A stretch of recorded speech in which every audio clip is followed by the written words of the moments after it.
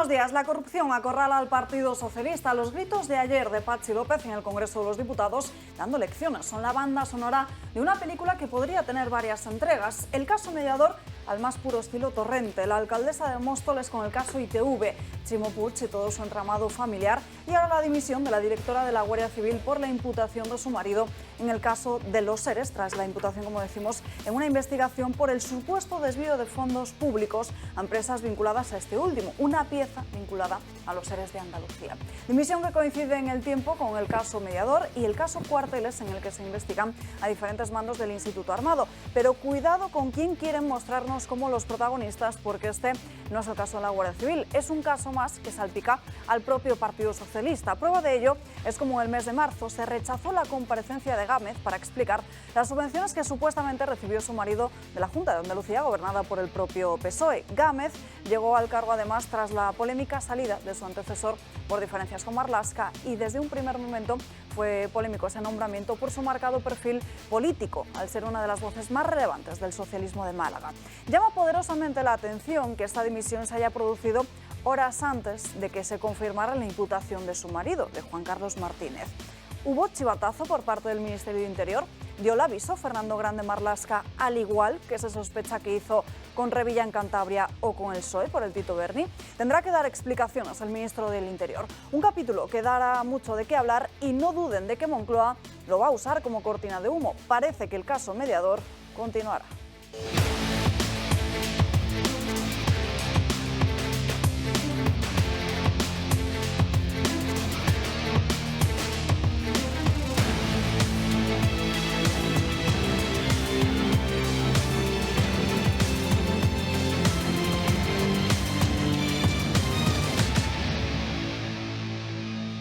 Hablaremos de esa dimisión de la directora general de la Guardia Civil. Por supuesto, recordaremos el caso Mediador y algunos de los titulares que nos dejó encima de la mesa Navarro Tacoronte, que estuvo aquí con nosotros en plató. Hablaremos también de la moción de censura y de una polémica encuesta que publica el diario El Mundo en su portada, porque los datos parece que se malinterpretan. Por supuesto, tendremos tiempo de hablar de la ley trans, de eutanasia y muchas otras cuestiones. Saludamos a los invitados que nos acompañan hoy. Josep María Francas, muy buenos días. Pues muy buenos días. Pues estoy digiriendo la posmoción. Es curioso porque viendo cómo está la prensa hoy de la posmoción, que es bastante contradictoria una con otra sobre quién ganó, quién dejó de ganar, cosa que no sé por qué le preocupa mucho a la gente, porque eso se va a ver continuamente. Hay otro de los argumentos del PP que se va al traste, ¿no? Que es el argumento de que eso consistía en desviar la temática y que el PSOE ya de esta saldría, diríamos, limpito de todos los problemas. Pues ya se ve que no. O sea, ha faltado poco tiempo para que esta mañana volvieran los temas anteriores. Es más, en la propia moción de censura, si a alguien le preocupaba tanto que el PSOE no se fuera de rositas, era cuestión de usar el tiempo para echarles en cara los temas que tenían pendientes, con lo cual es otro de los argumentos. Yo creo que ya no queda ninguno para explicar por qué puñetas se han puesto de perfil en la moción de censura. Una cosa que sí que me interesaba, ayer salió Grande Marlaska cuando habíamos acabado el programa para explicar los altos estándares de democracia y de transparencia y de anticorrupción del PSOE y todo eso, y yo pensaba, promesa dentro, ¿este pájaro no ha sido reprobado por el Congreso? Porque igual un ministro reprobado por el Congreso con tantos altos estándares de democracia, lo que tendría que hacer es dimitir.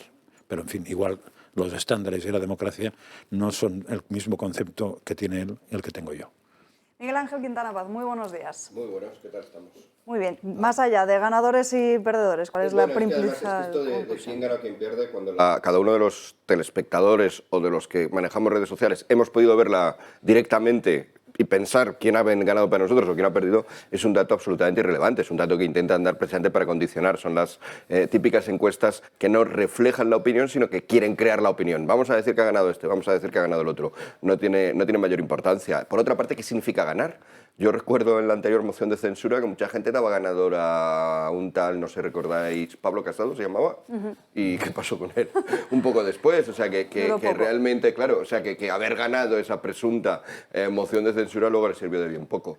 No sé, yo creo que lo interesante, precisamente, como todos hemos podido escuchar, y punto 2, porque uno de los que participaba era nada más y nada menos que Ramón Tamames, es decir, una persona con una solvencia intelectual acreditada y con una experiencia también muy acreditada, pues cada uno de nosotros lo interesante es comentar el asunto, no comentar lo que otros comentan sobre el asunto.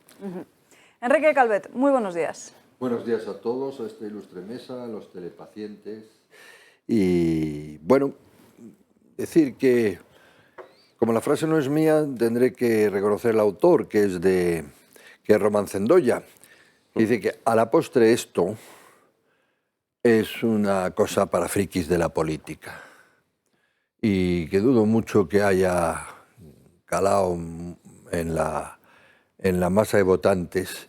Por lo cual yo creo que el efecto electoral de lo que ha sido propiamente la moción de censura pues, es prácticamente nulo. Es decir, no creo que haya cambiado el panorama. Entonces después está esta manía para los frikis de la política de quién ha ganado y tal. Esto es como un Barça-Madrid y tal. Desgraciadamente el tema es mucho más profundo. Es seguir existiendo España o no. Y por lo tanto, desde luego, desde el punto de vista yo tengo la impresión, yo que apoyé la moción de censura, y estoy contento que haya sucedido, pero también es una ocasión perdida para lo que a mí me importa. Es decir, es posible todavía, seguirá siendo posible una España de ciudadanos libres, iguales y solidarios, cosa que en este momento ya no es. Hay españoles de primera, segunda y tercera, y eso va creciendo. La desigualdad, incluso económica, va creciendo, lo cual es antiprogresista, las dos cosas lo son, y lo señaló el profesor Tamames con el índice de Gini, que es un instrumento elemental para cualquier persona que se acerque, por ejemplo, al mercado de trabajo de España. O sea, que pudimos ver que la señora Díaz pues, no sabe ni siquiera lo que es el índice de Gini, que es un medidor de la desigualdad de las rentas económicas, que en España, pues por supuesto, se está agravando debido a problemas estructurales, no solo a lo mal que lo hace este gobierno. Pero había dos temas esenciales que tratar, que es eso, la supervivencia de una España y la propia supervivencia de algo que se pueda considerar democracia, que está siendo gravemente atacada. Bueno, pues la verdad es que se trataba, para los que creemos que estamos al borde de un abismo, ahí sí dice bien, en un momento dado, el doctor Sánchez dice, ¿por qué es tan perentorio? ¿Por qué es tan necesario hacer una moción de censura ahora? A eso se le tenía que haber contestado muy claro y muy en profundidad. Dice, mire usted, porque estamos, por lo menos yo lo creo, a 2 centímetros del abismo, estamos en los locos años 30, bueno, todavía aguanta las pensiones y tal, pero vamos, dentro de 10 años, sencillamente, España, que ahora es una realidad virtual, puede dejar hasta de ser una realidad virtual.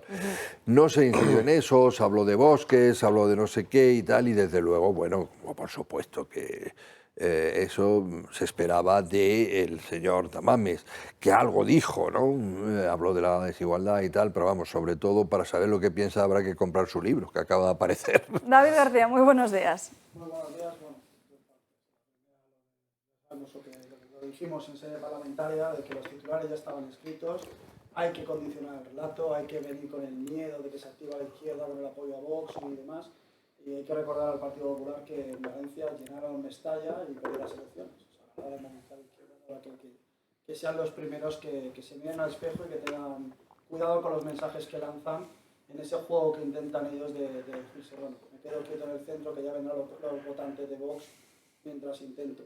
La huida al centro al final lo que te lleva es al abismo, como hemos visto con Ciudadanos, que sales a la tribuna a hacer un tipo de discurso y luego votas lo que votas.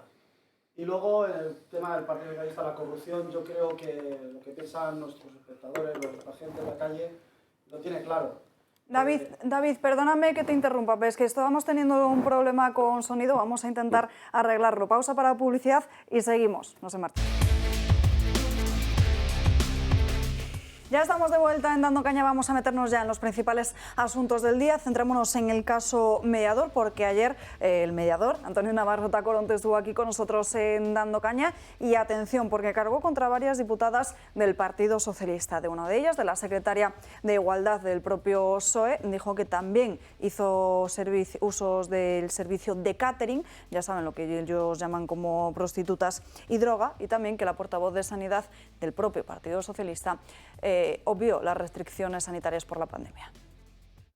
Novedades en el caso del Tito Berni. El mediador ha puesto aún más contra las cuerdas al PSOE tras las declaraciones que ha hecho en el programa Dando Caña de Nuestra Casa. Tacoronte no ha dudado en dejar en evidencia a Patxi López. Ha asegurado que las restricciones por el coronavirus no existían para el portavoz del PSOE. Aprovecho para decirle al señor Patxi... ¿Cómo se llama este? López. Patxi López. Vale, ese. Mesa separada. Una mesa larga, pues imagínense ustedes a los dos lados. Ha cargado también contra Andrea Fernández. La secretaria de Igualdad del PSOE aseguró no conocer al mediador, pero él asegura que ella contrataba servicios de catering. Andrea Fernández Igualdad. contrató también esos servicios. Contrató servicios, lo que no me voy a comprometer a decir qué servicio fue, ¿vale? Y el presidente del gobierno, Pedro Sánchez, tampoco se ha quedado fuera de estas acusaciones. Armazo negro es Pedro Sánchez. Porque él sabía esto. Y ojo, porque al ser preguntado sobre si varios ministros conocían y participaban en esas cenas y caterings, la respuesta no deja lugar a dudas. Porque yo no me llevo ni un duro del pueblo. Otros tendrán poca vergüenza para dirigirse al pueblo este año para pedir el voto.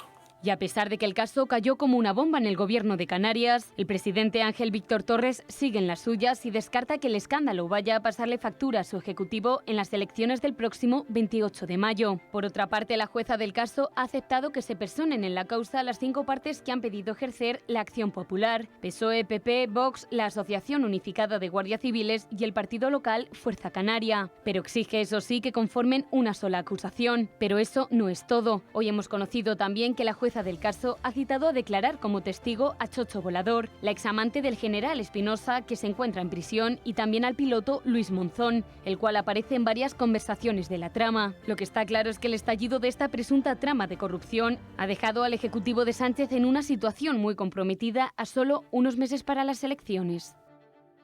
Y veremos qué es lo que se publica en los próximos días, porque desde luego esto parece solo el principio y que debajo de la alfombra hay muchas más cuestiones. Ayer también el propio mediador decía en esta mesa que él tenía constancia de cómo, que había escuchado conversaciones del conocido como Tito Berni, de Juan Bernardo Fuentes, hablando directamente con Reyes Maroto sobre la cuestión de las placas, que era un negocio también en el que consiguieron coger alguna mordida, David. No, yo lo que iba a decir antes, hablando del PSOE, es que ya después de 142 años, esta banda criminal, porque hay que llamarla así, yo creo que la Guardia Civil debería entrar en todas las sedes del Partido Socialista inmediatamente a ver lo que hay, porque saltan, cualquier caso de corrupción está implicado el Partido Socialista. Estamos viendo que el Partido Socialista es una organización criminal en sí, debería ser tratada así, de esa manera, investigada de esa manera, porque las conexiones saltan de comunidades entre comunidades y estamos viendo como al final están intentando echar tierra sobre un asunto y vemos que ahora, por ejemplo, salta a Málaga y vuelve a salir los casos de los seres, porque el caso de los seres no es un caso de 180 millones, son más de 4.000 millones divididos en pieza, y recordemos que fue el Partido Socialista y el PP los que evitaron que la jueza Araya pudiese coger y seguir investigando este caso que lo destapó.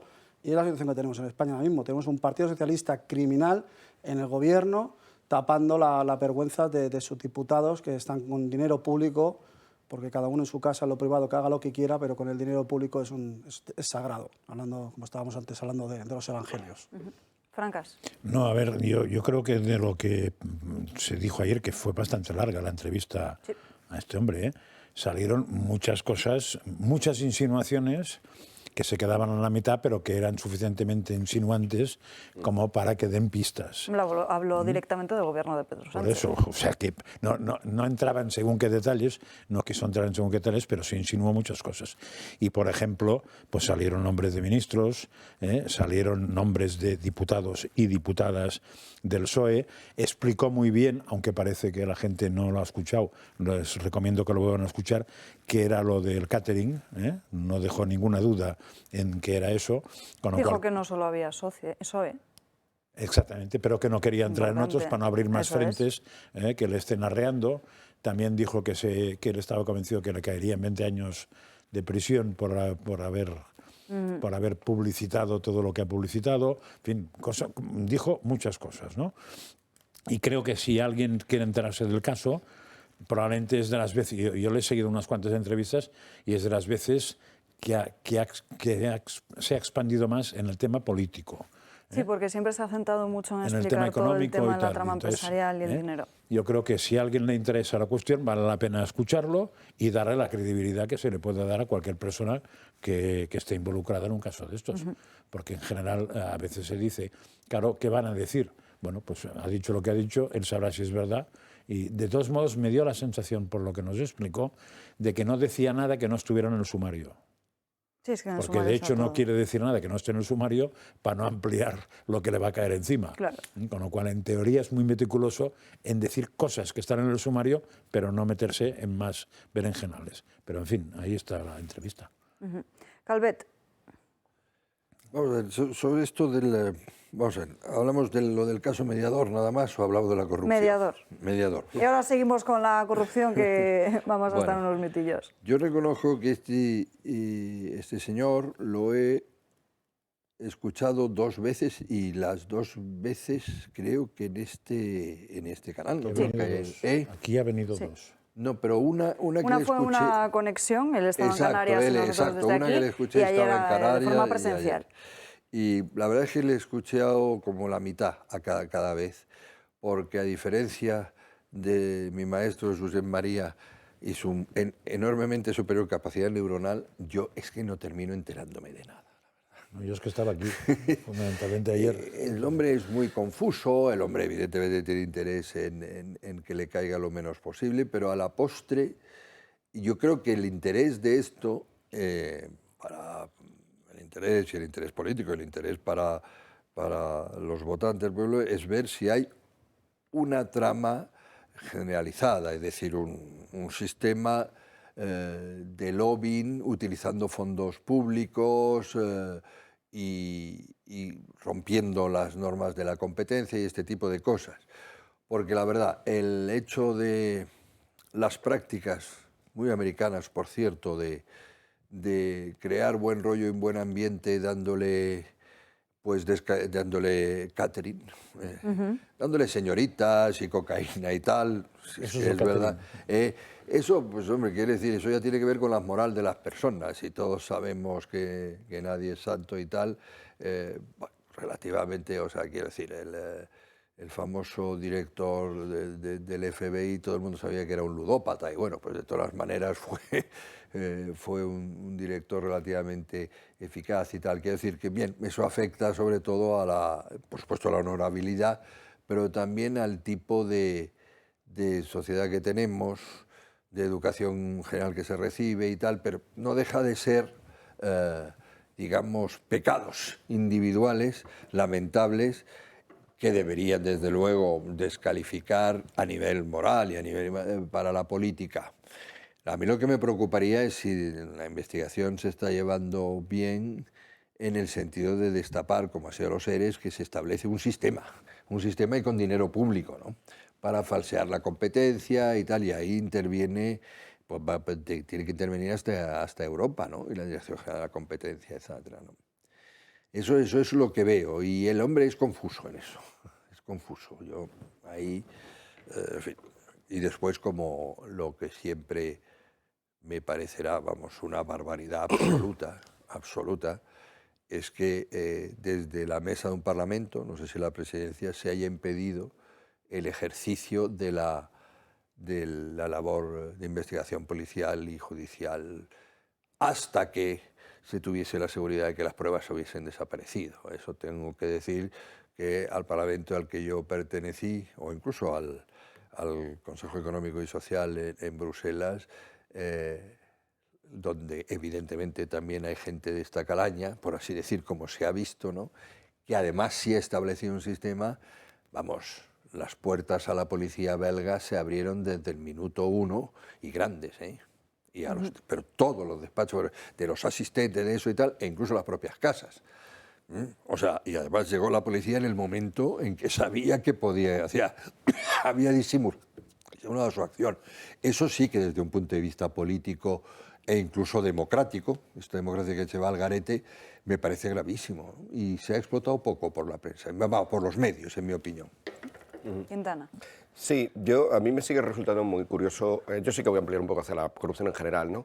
Porque me sigue resultando muy curioso que todo esto suceda en un gobierno que llegó con una moción de censura, ya que estamos también hablando de una moción de censura, en la cual el portaestandarte era contra la corrupción, y era una moción de censura además que se presentaba y que así justificó la unión entre lo que el propio Pérez Rubalcaba llamó coalición Frankenstein, se justificaba simplemente en hacer unas elecciones posteriores, que es justo también el propósito de esta moción de censura que hemos vivido. Lo digo porque es que en realidad todos los análisis, todas las justificaciones de voto, gran parte de los discursos que ha habido durante la moción no tenían en cuenta este factor. Hablaban como si se fuera a producir un gobierno de Vox, que para empezar ni siquiera presentaba un candidato de Vox, para también dejar más clarito, más didáctico, más pedagógico a todos de qué iba esto. Pero bueno, volviendo a la cuestión de la moción de censura del PSOE. Tamames no lo dijo nunca.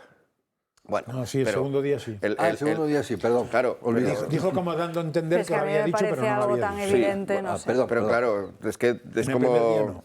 como lo otro, tampoco habló de los bosques, o también, es que también... Ya, pero sí, y por otra parte este tenía objetivo. un interés él precisamente en que las cosas fueran al grano, y el grano de esta moción ya estaba claro, que era ese, para qué repetirse. Bueno, decía que volviendo al PSOE, ¿no? O sea, el PSOE vuelve solo con esta justificación.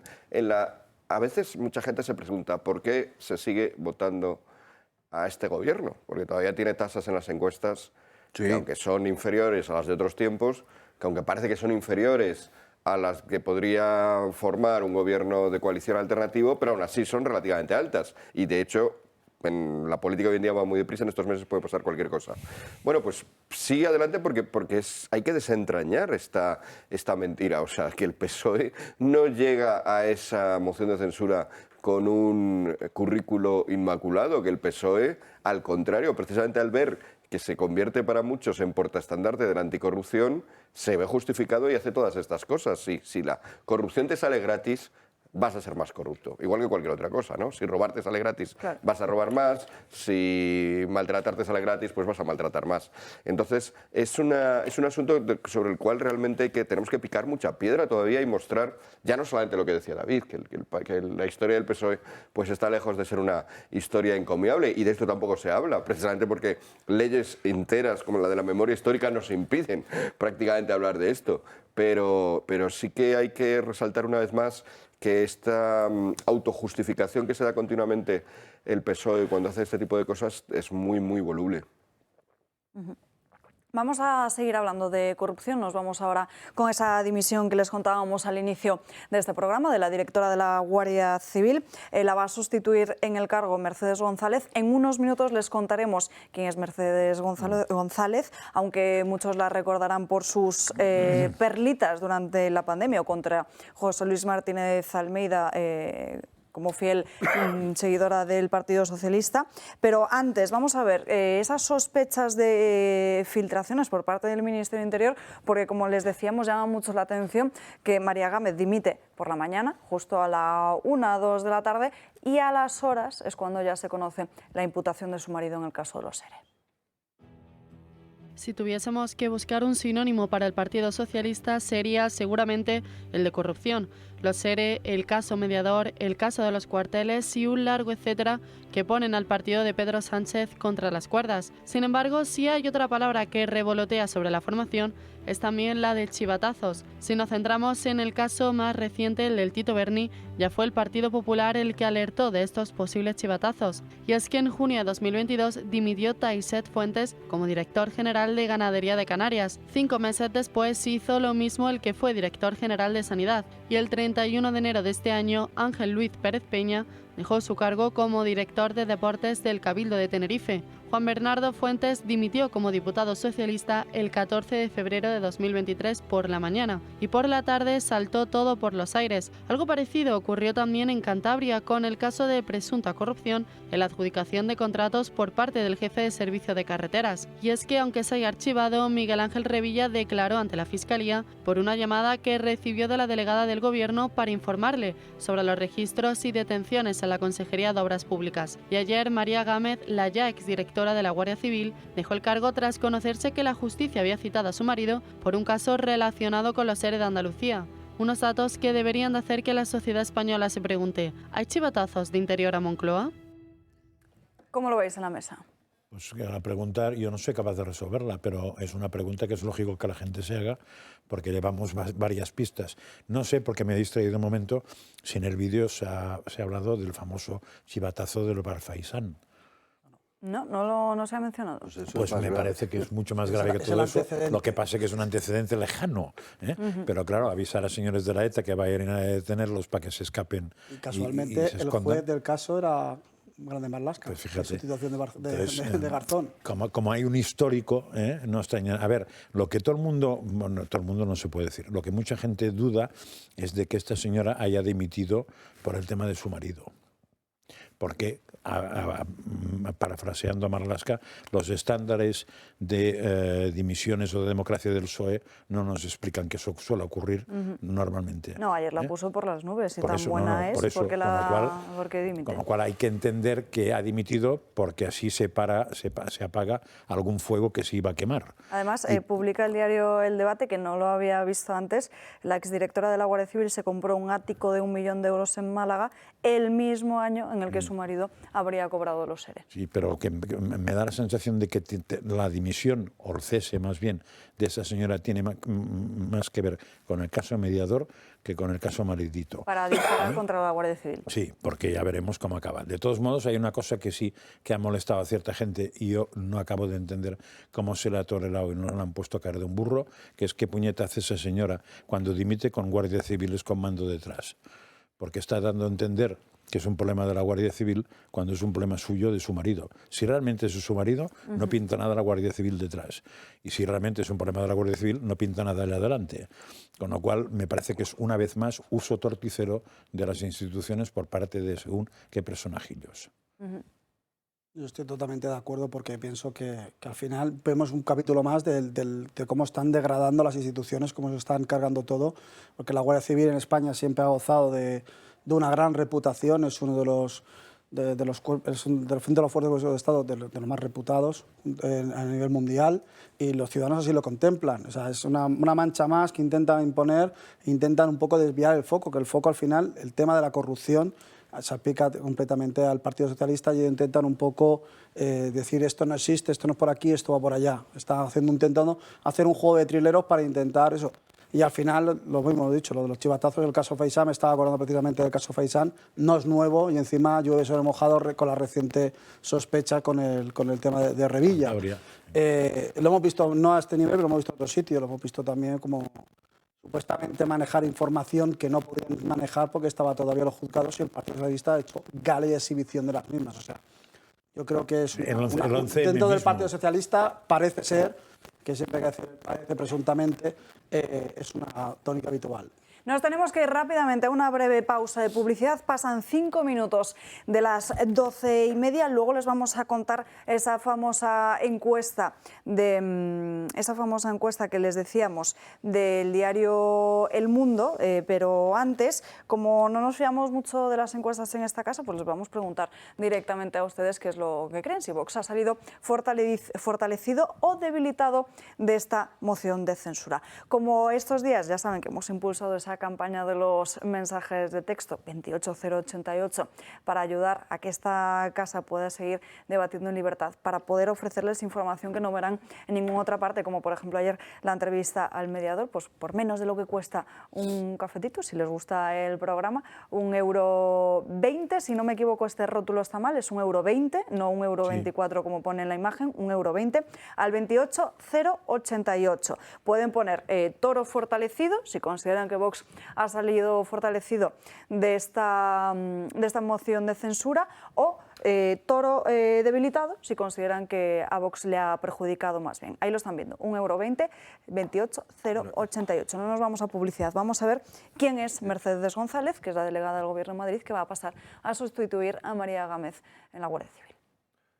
Es que los 4 céntimos... Tras la dimisión de María Gámez como directora general de la Guardia Civil debido a la imputación de su marido por desviar fondos públicos, el ministro de Interior Marlaska nombra a Mercedes González, hasta ahora delegada del Gobierno, como nueva dirigente del cuerpo. Su designación viene poco después de haber recibido una querella por un presunto delito de prevaricación en el ámbito de la Ley de Memoria Democrática y haber declarado en el juzgado. Fue defendida por la Fiscalía y la Abogacía del Estado. La nueva directora de la Guardia Civil había dejado comentarios como este. El virus entró por el aeropuerto de Orly, por JFK.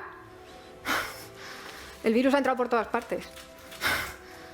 Pero vamos, que está muy bien dar bulos, ¿no?, sobre que el virus entró por ahí. El virus es un virus y se mueve por el aire. Con el alcalde de Madrid también ha protagonizado diferentes enfrentamientos, como el que ocurrió durante una rueda de prensa conjunta para presentar un dispositivo policial para evitar problemas durante las fiestas de San Isidro. Yo estoy aquí como delegada del Gobierno y voy a defender al Gobierno cada vez que le des una patada. Y te recuerdo que tú estás aquí como alcalde de la capital. Estoy aquí como Pero alcalde de Madrid. Cuando me dan, estoy aquí como alcalde de Madrid. Efectivamente, pues vamos a defender a los madrileños frente al COVID y a dejar de utilizar la pandemia para atacar al Gobierno de Pedro Sánchez. Siguiente pregunta. Sí, yo voy a volver a la salida cobramos. Yo voy a hablar de Madrid directamente. Creo que nos faltan banderas detrás nuestro. No son suficientes. Es conocida por no callarse y decir lo que piensa en todo momento. Ha intentado en distintas ocasiones ser la candidata del PSOE para la alcaldía de Madrid, pero el partido y las urnas se han decantado por otros candidatos y le han dado otras funciones. Ahora está al frente de la Benemérita, en plena crisis por el caso Cuarteles. A ver cómo se desenvuelve en su nuevo puesto. Pues esas son algunas de las perlitas que nos ha dejado Mercedes González. Bueno, esas son las que ha dicho, pero hay muchas que ha hecho. Por ejemplo, no hace mucho se habló de la intromisión de la delegación de gobierno en una manifestación muy concreta para complicarles la vida. O sea, desde la posición de... El gran problema de mucha de esta gente es que no son delegadas del gobierno o no son delegados del gobierno en ningún sitio, sino que son delegados del partido que está en el gobierno. Y eso es un error de bulto, probablemente de principiantes en democracia, pero que está bastante extendido y desgraciadamente va siempre a más. Calvet. Hombre, en fin. Esta mujer es una sectaria, una mujer de partido. ¿Cómo se define eso? Sí. No ha demostrado tener ningún nivel intelectual, tal vez lo tiene recóndito, no lo sé. Y la verdad es absolutamente... Claro, el problema es que tenemos, yo creo que ya 3 generaciones perdidas, hablando de grandes números, claro. Pero es sencillamente en un país serio, el jefe de la gendarmerie en Francia, no sé qué, es inimaginable que una persona así esté al mando de el mayor. O sea, es tan absolutamente inexperimentada, tan absolutamente vacía, tan absolutamente desagradable y poco solemne en sus actitudes y en su eso. Es decir, que ponerle al frente del Instituto Armado, pues saldrá como el anterior porque es un calco, es decir, pues, una jovencita, que está bien que sea jovencita, desde luego ningún problema con que sea una señora. Recuerdo que lo de la Guardia Civil, desgraciadamente, viene de antiguo, con un señor que se llamaba Roldán, y era un señor. O sea que... Un señor en algunos sentidos de la palabra, en otros sentidos de la palabra... Era un varón. Era un varón, ¿verdad? Pero vamos, y entonces, claro, el peligro absoluto, este gobierno, en fin, para quien, los frikis de la política, como decía yo antes, desde el principio la tiene tomada de alguna manera contra la Guardia Civil. Apuesta por otras fuerzas, le ha quitado bandos de enorme valía, le ha apartado de determinados o dificultad de determinadas investigaciones, etcétera, etcétera. Supongo que por problemas ideológicos o porque, a diferencia de otras instituciones, tiene muchas más dificultades de infiltrarlo de gente sectaria suya, ¿no? Y claro, este es otro rejonazo, vamos. Pero lo malo es que termina redundando en la seguridad de los españoles, claro. No y saludamos en nuestra mesa a Alejandro Nolasco, que es candidato de Vox en Aragón. Muy buenos días, ¿qué tal? ¿Cómo estás? Bueno, cuéntenos, ¿cuáles son algunas de las principales líneas de su programa de cara a las elecciones de mayo? Bueno, hay que tener en cuenta que Aragón es la comunidad que peor carreteras tiene, o sea, es decir, la red de carreteras es terrible. Las conexiones que hay, también las telecomunicaciones son también muy malas. Recordemos que hay pueblos y que hay sitios que no es que ya tengan una mala conexión con Internet, sino que es que no tienen conexión a Internet por la orografía y bueno, pues hace falta la instalación de un repetidor, etcétera, etcétera, pero por lo que sea, la AMBAN pues no se decide, digamos, a solucionar ese problema. Recordemos que Aragón también es un infierno fiscal, es decir, es la comunidad autónoma, la segunda en general en la que más impuestos se paga, pero estamos a la cabeza, por ejemplo, en impuestos de sucesiones y de donaciones. Recordemos también que los aragoneses pagamos 175 euros más de media que el resto de los contribuyentes de otras comunidades. Recordemos también bueno, pues que Teruel, por ejemplo, que es por donde yo me presento a la presidencia del Gobierno, es la única capital de provincia que no tiene conexión directa con Madrid por autovía y realmente, bueno, pues estamos frente a un gobierno que, por ejemplo, licita a dedo más de 250 millones de euros, un gobierno, por ejemplo, que ha aumentado un 25% los cargos de libre designación, que da pliegos y licita pliegos a empresas para instalación de molinos. Yo lo he comentado muchísimas veces, yo digo, ¿estamos a favor de las renovables? Sí, por supuesto, pero no así, es decir, en sus justos plazos. No es normal que volemos, que es un auténtico suicidio, la central térmica de Andorra, por ejemplo, para luego comprarle el carbón a Marruecos más caro y nos hablen, pues eso, de este gobierno progreso sostenible, ¿no? O sea, así como se va a fijar población. Hay una cosa interesante, una cosa importante. Vamos a ver, en Aragón somos muy pocos. Por eso digamos que a los partidos tradicionales, tanto al PP como al PSOE, nunca les ha interesado demasiado. ¿Por qué? Pues porque son 1.300.000 votos. Y además de ese 1.300.000 votos, 700.000 personas se reducen a Zaragoza, es decir, viven en Zaragoza, con lo cual luego digamos que es una comunidad muy amplia en territorio, pero el 60% de la población se reduce a un 2% del territorio. Pueblos vacíos, podríamos decir. Efectivamente, pueblos vacíos y envejecidos. Y además, otros de los problemas importantes, aparte de que no se invierte en infraestructuras, no se invierte en sanidad, es que el señor Lambán hace poco dijo también una cosa curiosa. Dijo, bueno, ha recortado UBIs móviles, ha recortado ambulancias de todo tipo, y dice, bueno, que si, por ejemplo, en la Sierra de Albarracín o en Gúdar, en Maestrazgo, o en el Pirineo, por ejemplo, ¿no?, o en ciertas comarcas, que bueno, que si las ambulancias no llegan, que ya se pidieran ambulancias a las provincias limítrofes, por ejemplo, Cuenca, tal. Porque además, dice, hemos puesto un helicóptero diurno, pero claro, ese helicóptero diurno solo tiene capacidad para una persona. ¿Qué pasa si realmente hay un choque o una colisión de dos vehículos en el que hay, por ejemplo, 8 personas heridas? Pues como si fuera una sanidad de guerra, solo se atiende al que está peor, a uno, al que está peor, y los demás pues ya llegarán las ambulancias o se morirán. Yo quiero decir, es una imagen muy gráfica, el otro día comentándolo con un compañero cuando veía, paseando por uno de los pueblos de Teruel, comentaba y decía, es que este señor, por ejemplo, de 80, 90 años, que está ahí, no sabe que si esta noche sufre un infarto, la ambulancia no va a llegar.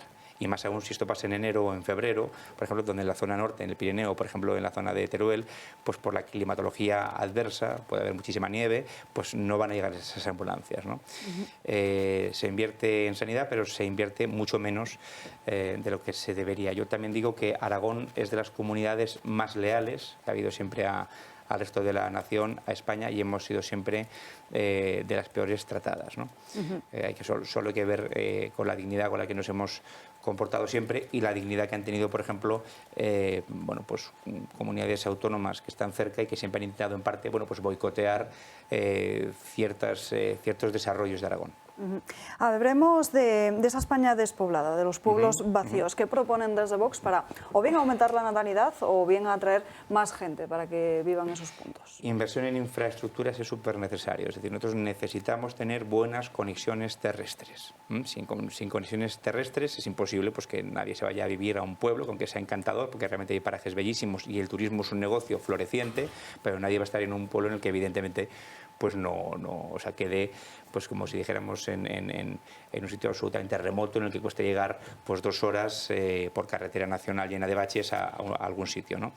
Recordemos también que la vía férrea de Aragón y sobre todo la de Teruel es prácticamente del siglo XIX, es decir, se tarda en llegar de Teruel a Valencia 2 horas y media en tren y 2 horas y media a Zaragoza, mientras que en coche tardas 1 hora y cuarto y 1 hora y media, es decir, además de que es caro, o sea, es totalmente absurdo, ¿no? Ahora estos nuevos salvadores de Teruel existe, que no han conseguido absolutamente nada, es decir, han apoyado al presidente Sánchez en absolutamente todo y no han conseguido absolutamente nada. Nuestro presidente Santiago Abascal dijo que quizás les concederían algunas migajas. Bueno, pues ni siquiera migajas. Es decir, no hemos conseguido absolutamente nada en estos 4 años, ¿no? Le dijimos al señor Guitarte personalmente que le iban a engañar y efectivamente le han engañado. Porque, por un lado, apoya que no se vuele la central térmica de Andorra, pero luego vota junto a Sánchez y de manera cínica aparece junto con la manifestación. Proyectos, por ejemplo, importantísimos para Aragón, como la conexión del corredor cantábrico mediterráneo, que conectaría el puerto de Santander con el de Valencia en muy pocas horas y que vertebraría la España interior, es decir, conectaría pues, toda la parte de Zaragoza, Teruel, Sagunto, dando un tren, digamos, que también pudiera usarse, una vía que podría usarse también de pasajeros. Evidentemente, una persona que vive, por ejemplo, pues en Monreal del Campo o que vive, por ejemplo, pues en Fraga, pues podría con un tren rápido trabajar en Zaragoza y vivir en esos pueblos, ¿no? Pero eso no se hace, no se invierte en infraestructura. Y luego una cosa importante, como ya digo, rebajar los impuestos de forma paulatina y algunos hasta llegar a su eliminación. Estamos a la cabeza, como digo, de impuestos de sucesiones y de donaciones, de transmisión patrimonial y de muchos otros, ¿no? Entonces es realmente, como ya digo, un infierno fiscal. ¿Cómo nadie va a invertir si no le queda dinero para poder iniciar ningún tipo de negocio, ¿no? Porque todo se va a impuestos. No sé si hay tiempo, pero podría poner un ejemplo gráfico, ¿no? Claro, adelante. Pues imagínese usted, por ejemplo, una persona que tiene que mantener un pequeño bar, que además ahora tiene que pagar, como yo he visto, bares que están pagando, bares pequeñitos, y bares en Teruel, no en Madrid, están pagando 6.000 euros de luz, tienen que pagar autónomos, tienen que pagar todo tipo de impuestos, si además quiere comprarse su primera vivienda, tiene que pagar el 8% del impuesto de transmisión patrimonial, tiene que pagar la seguridad social, tiene que pagar, si quiere una empleada o un empleado, ahora con el tema del ingreso mínimo vital, pues tendrá que pagar los 1.000 euros, ¿no? Más encima además la seguridad social. Es decir, para que se haga usted una estimación, más o menos tiene que ganar 4.000 euros o facturar 4.000 euros al mes para poder llevarse 500 a casa. Y hay bares y hay sitios pues, que hacen cajas diarias, con cafés, con Coca-Colas, con cervezas, que hacen cajas de unos 200 o 100 euros cada 2 días o cada 3 días, unos 50 euros al día. Con eso, dígame si es posible emprender en Aragón algo, ¿no? Y luego además, pues si además tiene usted una casa rural y la quiere alquilar o la quiere poner pues al servicio de los turistas de fuera, si además le plantan un molino eólico, en lugar de ponerlo en una tierra yerma, que hay muchas en Aragón, que realmente hay tierras que no valen para la agricultura, tal, pues le plantan usted una serie de molinos en sitios de pueblos de 500 personas o de 1.000 personas que viven esencialmente de la agricultura, de la caza, del turismo, del comercio local, y que todo eso se destruye, porque imagínense ustedes, no sé si han estado en Albarracín, pero imagínense si Albarracín de repente se ve colonizado, esa muralla que hay tan bonita, se ve colonizado por unos inmensos gigantes eólicos, que además son feísimos, y que se pueden poner pues, en desiertos, que tenemos zonas desérticas en Teruel. Recordemos que la población que hay en Teruel, en determinadas zonas, en Huesca y en algunas zonas rurales de Zaragoza, es prácticamente de nivel de desierto. No sé si tenéis alguna pregunta más en la mesa. Pero es que hay desierto exactamente, los monegros, famoso. A menos se hablaba antes de que por cierto, recomiendo su visita. Además hay un hotel, pero no voy a hacer publicidad, que es especializado ahí, que es muy, muy importante, que tienen nombre de elemento natural, pero creo que no puedo hacer publicidad. ¿Es usted candidato a la presidencia del Gobierno de Aragón? Sí. A la presidencia del Gobierno de Aragón, es decir, a lo que es Lambán. Competir con Lambán. ¿Tienen problemas? Casi es una curiosidad para mí, porque es que es una barbaridad a la vista de la falta de dinero que tienen claramente e inversión en infraestructuras, por ejemplo. En cambio, ¿tienen ustedes una política lingüística? Tiene el gobierno actual de Aragón una política lingüística subvencionada, claro, que favorece el desarrollo de lenguas... la lengua catalana, entre otras, y alguna vernácula, ¿no? Evidentemente, una de las cosas más curiosas es que una de las formas que tiene este presidente, el señor Lambán, digamos, de luchar contra todos estos temas que son vitales. Yo dije en el mitin en Murcia que había pueblos de Aragón que se están muriendo, literalmente muriendo, ¿no? Y una de las maneras que tiene pues es una concesión más al chantaje separatista, como también pasó con el tema de los Juegos de Invierno, que va a ser compartido entre Pirineo Aragonés y Cataluña. Al final pues fue todo para el tema de Cataluña. Pues su gran idea es montar una escuela de catalán. De catalán, cuidado, porque hay asociaciones que dicen que no, que hay una cosa. Allí se llama el chapurreao, que es la parte esta de Calafate, Valderrobres, Caspe, toda esta zona de Tabarite de Litera, o sea, toda esta zona digamos, de Binèfar, de la parte, digamos, oriental de Aragón, ¿no? Entonces ellos, estas asociaciones, por ejemplo, una muy conocida que se llama No Hablamos Catalán, dice, bueno, pues que es pues sí, se puede decir que es una forma de hablar, un dialecto, pues de aragonés oriental, es lo que ellos están diciendo, pero que bajo ningún concepto es catalán. Sí. Pero evidentemente pues a la Generalitat pues le interesa, ¿no? Es decir, ese pancatalanismo expansionista, ¿no? Pues decir, no, es que esta parte también es catalana y siempre fue catalana, y bueno, ahí tenemos todas las cosas que se han dicho acerca de pues que Colón era catalán, etcétera, etcétera. Es decir, una nueva historia de España. Entonces ese es uno de los puntos importantes, pero lo grave es que encima el presidente... Pero que cuesta dinero. Que es un punto, pero que cuesta dinero. Por supuesto, que cuesta dinero, y encima es el presidente de Aragón el que lo fomenta y el que lo crea, ¿no? O sea, que es realmente ridículo que con estos temas tan gravísimos pues el presidente se dedique a hacer estas cosas espurias. Porque además hay una cosa que yo quiero que quede clara. Lambán siempre se intenta distanciar, y parecido a Paje, en el sentido de, bueno, es que nosotros criticamos el tema de la malversación y de la sedición y tal. ¿Así? Pero yo siempre digo en todos los mítines, y ahora explicaré por qué, que Lambán es el más sanchista de todos los varones, porque por un lado es una estrategia interna. O sea, el propio Sánchez le dice a Lambán, oye, tú di que no estás de acuerdo con esto, porque aquí en Aragón pues esto parece que no cuela, ¿no? Pero luego, por otro lado, Lambán, cuando viene, pues le lustra las botas, en fin, vota todo con él, le hace caso en todas las cuestiones importantes, o sea que es un programa electoral. Por eso digo que por esa connivencia que tienen ellos, para pactar, tú di esto, no digas esto, digo que Lambán es el más sanchista de los varones, cosa que me consta que le fastidia bastante. Pues Alejandro, muchísimas gracias por estar hoy aquí con nosotros. Hablaremos pronto, antes de las elecciones, espero. Muy bien, pues muchas gracias, Alba. Pausa para la publicidad, muy rápida. Les recuerdo el número de mensaje al que tienen que enviar su mensaje de texto. Si consideran que la moción de censura de Vox fortaleció al partido de Santiago Abascal, pueden poner Toro fortalecido al 28088. Y si consideran que salió debilitado, Toro debilitado al 28088, por lo menos de lo que cuesta un café. Si les está gustando el programa de hoy, les invitamos a que lo hagan. 28088, 2 minutos y seguimos. Ya estamos de vuelta en Dando Caña, nos acercamos a la 1 en punto de la tarde. Polémica por un hombre trans. Bueno, hombre trans, no sabemos si ha cambiado de sexo en el registro o no. Las pruebas físicas para la policía. Nos lo va a contar todo Gabriel Serrano. Así es, Alba, estamos viviendo las consecuencias de la polémica ley trans. Lo último que ha ocurrido es que en la policía local de Torrelodones estaban celebrando las pruebas físicas para un puesto para el cuerpo. Una persona, que era su turno, cogió un balón medicinal de 3 kilos en vez del de 5, que es para hombres, y varios de los allí presentes, le recriminaron que se había equivocado de balón.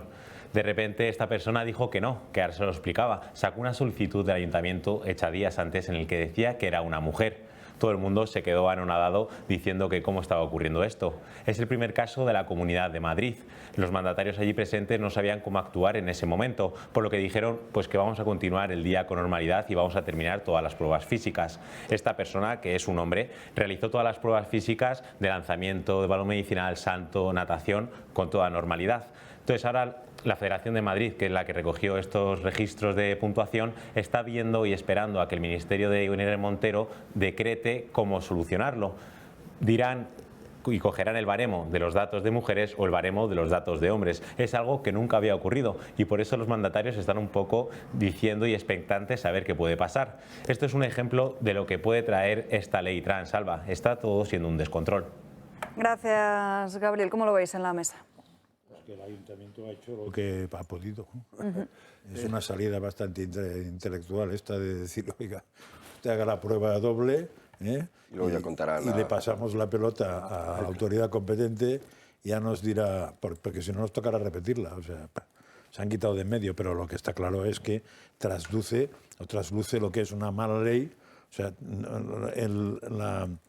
el legislar con los pies, por no decir por otro sitio, no era solo la ley del sí es sí, sino que es la ley del sí es sí, la ley trans y la ley de no sé qué animal, bienestar animal, que ya veremos lo que irá saliendo, porque van a quedar los animales más desprotegidos que puede ser que hasta ahora mismo un mono colgado en no sé dónde.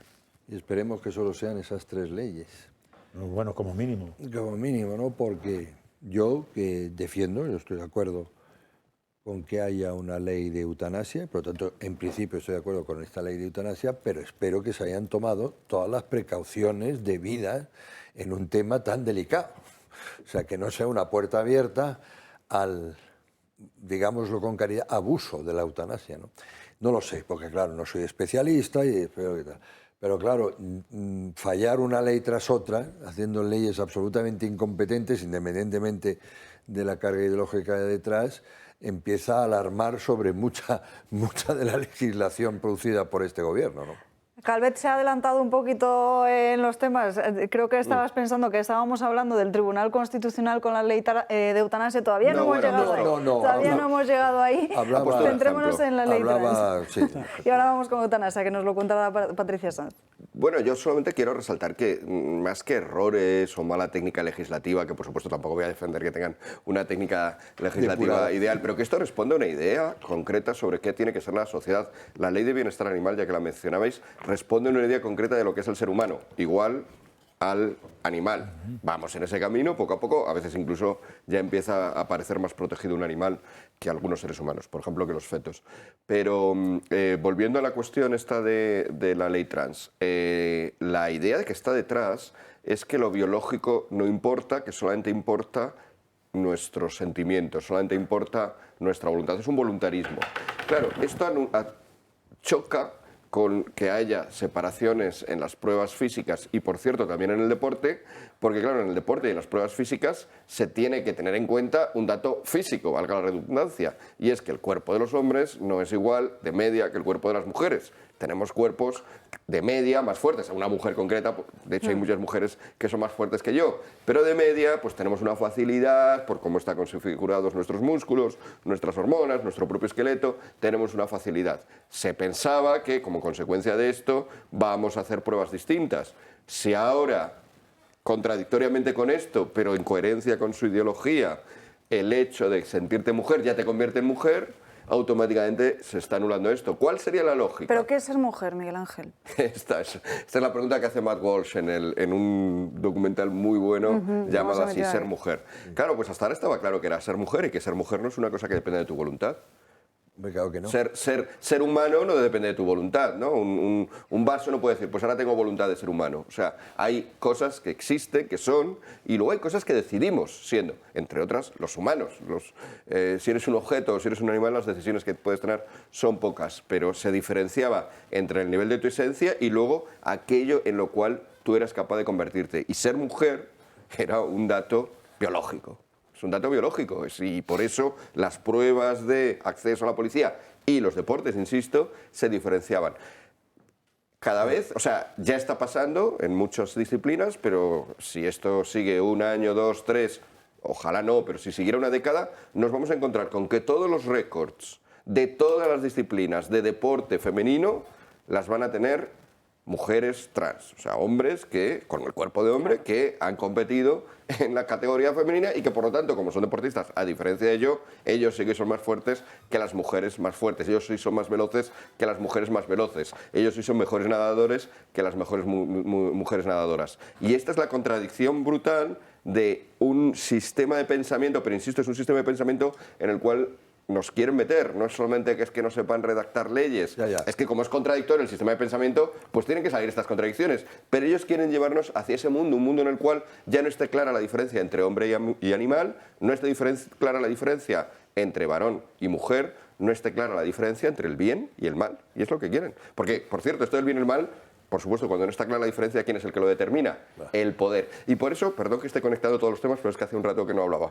Por eso también ponen, como te extrañabas tú antes, Enrique, por eso ponen en todos estos cargos tan relevantes y que deberían ser de alguna manera institucionales, más que partidistas, como el cargo de directora de la Guardia Civil, por eso ponen sin ningún empacho a gente del partido, porque no entienden ya que hay una lógica distinta a la lógica del poder. Si yo mando desde el PSOE y hago lo bueno para el PSOE, para los míos. No entienden una lógica en la cual tú mandas y haces el bien para la Guardia Civil y por lo tanto también para la patria, para España. O un valor que la Guardia Civil, por cierto, tiene muy acendrado y que por lo tanto aquí coordinaría. Pero para eso tienes que tener una idea del bien, independientemente de lo que tú quieras, independientemente de lo que tu partido te diga, independientemente de lo que tú quieras imponer. Tienes que tener la idea de que existe un bien común, de que existe una patria que está por encima de ti. Eso es lo que se quiere perder. Si no reconocemos ni siquiera la realidad biológica, porque ya nos parece demasiado opresiva, ¿cómo van ellos a reconocer valores superiores? Complementando lo que has dicho, y no es una frase, has hablado del deporte y de la... Y bueno, lo que estábamos comentando, las pruebas físicas de acceso a la... Y sobre todo, vamos, también muy importante, la medicina. La medicina, tú no puedes, ahí no puedes decir es que es lo que usted quiera. Pero por eso va a ir mi madre a que le arreglen la próstata. Venga, hombre. Bueno, pero ya están hablando mujeres trans de que tienen síntomas de, pues eso, del síndrome menstrual. O sea, sí, pues porque como todo depende de tu mentalización y de tus ideas y todo depende al final de nada y como no depende de nada cuando hay que ponernos de acuerdo quién es el que manda, el gobierno, el poder. Es decir, es que es una trampa que ojalá la gente detectara. Con la excusa de la libertad absoluta, no importa tu cuerpo, puede ser lo que quieras, hombre, mujer, animal, no importa tus limitaciones, lo que tú eres, sino que solamente importa lo que tú quieras ser, solo importa el querer ser. Espero que al médico excusa de la apertura a que el poder de uno sobre sí mismo sea infinito, en realidad se esconde el poder infinito de otro. Los estados, los gobiernos, el poder, porque si no al final, pues con el poder infinito de cada uno de nosotros no vamos a ningún lado. Y esa trampa sutil es mucho más inteligente que antiguamente, que se decía, no, tu libertad individual no importa, ¿no? Las viejas teorías totalitarias, tu libertad individual es mala, se le decía a la gente. La tiene que coger toda el Führer, la tiene que coger, yo qué sé, Stalin, el jefe del partido Comunista, quien sea, ¿no? Eso ya ha fallado, ya se ha visto que no funciona y eres mucho más sutil. Importa muchísimo tu libertad es infinita, da igual tu físico, da igual tu biología, da igual tu cuerpo, pero luego al final el que mando soy yo. David. Yo creo que, bueno, filosofía no voy a competir con Quintana Paz porque se vaya perdiendo por todos lados, pero vamos a reducir a lo básico, cromosomas, XX, XY. O sea, eso sería lo básico. Y luego la predisposición que tiene cada genética del cuerpo humano. Los hombres estamos predispuestos a que nuestra grasa se acumule en el cuerpo porque estamos diseñados como cazadores y las mujeres tienen las caderas más amplias porque están diseñadas, digamos, para la procreación. O sea, es así, por eso se le va siempre, digamos, la grasa. Es que biológicamente estamos diseñados así. Nos guste o no, es así. En el momento que tú ya empiezas a introducir otros factores, que no quieres ofender a alguien, no, es que me siento puerta hoy y vamos a cambiar una ley para que este señor o esta señora se puedan sentir puerta. No, vamos a ver. Las lógicas está ahí, pero tú tienes que coger, y que la lógica llega un momento que no puedes coger a todo el mundo y decirlo ya, es que tú no puedes competir en una competición como estamos viendo, con un nadador era el 300 de Estados Unidos en la categoría masculina, se pasa a ser mujer porque dice que se siente mujer y queda la primera. ¿Y qué pasa? Pues que te cargas completamente eso. Si todos los deportes tienen hechos, están medidos para una competición entre iguales, sobre todo cuando hablamos en trabajo en una disciplina, por ejemplo, puede ser las artes marciales, se hace por categoría, por peso, se hace todo, o sea, al mínimo, al gramo. Incluso al gramo, por eso hace los pesajes. Imaginaros lo que puede ser esa diferencia, esa capacidad que tiene un cuerpo de un hombre a desarrollar la musculatura, el que tiene una mujer, que tiene una limitación. Y un hombre tiene otra limitación, sabemos cuáles son, porque al final lo estamos viendo. Pero claro, pero la limitación de uno es mayor que la del otro, porque genéticamente estamos diseñados así. Y se la están cargando, y con esto lo mismo. ¿Y qué va a pasar? Pues que al final van a coger y van a pasar esas situaciones, porque pues lo estamos viendo. Simplemente vas al registro, dices soy mujer y no tienes ninguna cosa más, simplemente es así y te pasas a competir con mujeres. Y estamos viendo ahora mismo también otra cosa, es que se está cogiendo lo que se está diciendo, y volviendo al hilo de que estaba comentando, de no ofender, de no hacer daño, la capacidad de esfuerzo, se lo están cargando todo cuando están cogiendo a la generación que se supone que es la generación más preparada y se la están cargando haciendo una generación completamente de cristal donde todo lo ofende, todo le hace daño porque no paran de bombardearle en ese sentido. Y nos encontramos en la misma situación. Ahora cogemos y por tener tu orientación sexual tienes preferencia en el SEPE, por tener tu orientación sexual tienes preferencia a la hora de acceder a un puesto de trabajo y se están cargando el principio de igualdad. Al final no somos iguales ante la ley. ¿Por qué? Porque depende de cómo te sientas, ya no eres diferente y coges ventaja, digamos, sobre el resto de ciudadanos. Y eso es lo que, esta locura woke que nos están imponiendo, porque al final nos la están imponiendo, porque vamos a lo del otro día. Al que disiente se le señala, se le margina y se le marca, como que es negacionista, que podemos decir que para mí es una aberración utilizar el negacionismo en ese sentido. Sí, pero a ver, además del tema ideológico, que está claro, que en el fondo es enfrentarse o contradecir a la realidad, y ese es el gran problema que tiene, porque tarde o temprano la realidad tiene una ventaja, que es que es real, y el otro no es real, con lo cual se la van a tragar con patatas fritas dentro de un tipo. Además de eso, hay una mala praxis o un no saber técnica legislativa, porque una cosa es que tú quieres igualar el hombre al animal y otra cosa es que haciendo una ley de bienestar animal te cargues a los animales porque eres tonto y lo has hecho mal, que es lo que va a ocurrir, ¿no? Una cosa es que quieras no sé qué, el sí es sí, de manera que la mujer por encima del hombre pueda simplemente consentir, no sé qué, y otra cosa es que los señores que han violado salgan a la calle. Es que esto está mal hecho, o sea, se juntan muchas cosas. Yo estoy de acuerdo con lo que decís de que lo peligroso no está en legislar mal. Justo eso es lo bueno, que el malo legisle mal, es para que entonces quede claro que además de malo es tonto, ¿no? Pero, y que hay una contradicción detrás, que es que no se puede resolver. Y estoy de acuerdo en que en el fondo lo grave es empeñarse en contradecir la realidad. Claro, porque en el fondo claro, si tú te cargas de la realidad, te cargas todo. Porque si no hay nada real, incluso la teoría del conocimiento, es decir, es que si no hay realidad, no hay verdad, no hay conocimiento, todo vale lo mismo, etcétera. O sea, es la pera, es un perfecto sistema. La guerra que justifica un poder, como ya desde Hobbes, ¿no? La guerra de todos contra todos es la que justifica un poder absoluto que nos tenga organizaditos. Claro. Entonces, sí, claro. Cambiamos de asunto y hablamos de la moción de censura de ayer de Vox, que se saldó con el fracaso, por lo menos en número de votos parlamentarios. Solo consiguió el apoyo de los 52 diputados de Vox y uno más, que es el de un exdiputado de Ciudadanos, de Pablo Cambronero. Veamos cómo fueron las otras mociones de censura anteriores.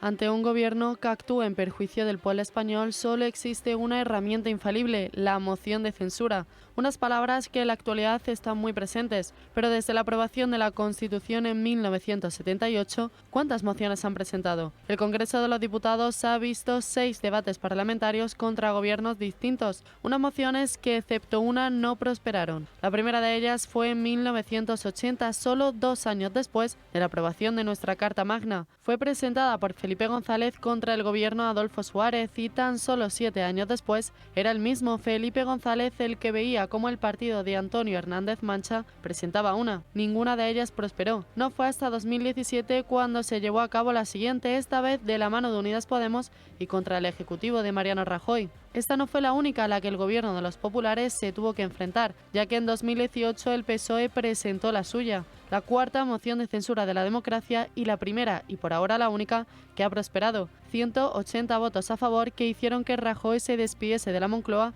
antes de que pudiese terminar la legislatura. En 2020 Vox presentó una contra el gobierno de coalición y ahora, 3 años después, ha hecho lo propio con una segunda. Esta moción, sin embargo, tiene una novedad. Es la primera vez en democracia que la encabeza un candidato independiente sin vinculación orgánica con el partido que le presenta. La única moción que prosperó, la presentada por el partido de Sánchez, tuvo un único motivo: la corrupción del PP, partido involucrado en el caso Gürtel. Ahora, casi 5 años después, sobran los motivos para esta moción de censura contra el gobierno de Sánchez. Bueno, ¿qué opinan ustedes? ¿Que Vox ha salido debilitado o fortalecido de esta moción de censura? Pues vamos a ver qué es lo que dice el diario El Mundo en un sondeo que publica hoy mismo en Diario en su portada. Dice que la moción despierta a la izquierda y debilita a la derecha, que el 36% da ganador al Partido Socialista y que el 39% ve perdedor a Vox. Hagamos la interpretación al revés, que parece que no interesa al diario El Mundo. Si el 36,5% da ganador al PSOE, que dice que el PSOE fue quien ganó, ¿significa esto que el 63,5% restante de la izquierda cree que no la ganó? Se divide este artículo en varios temas gruesos. Algunas de estas preguntas las vamos a ir mostrando aquí en pantalla poco a poco, porque los datos son bastante llamativos. Voy a tratar de ampliarlo un poco más para que puedan verlo desde sus hogares de una forma mucho más nítida. Ahí está.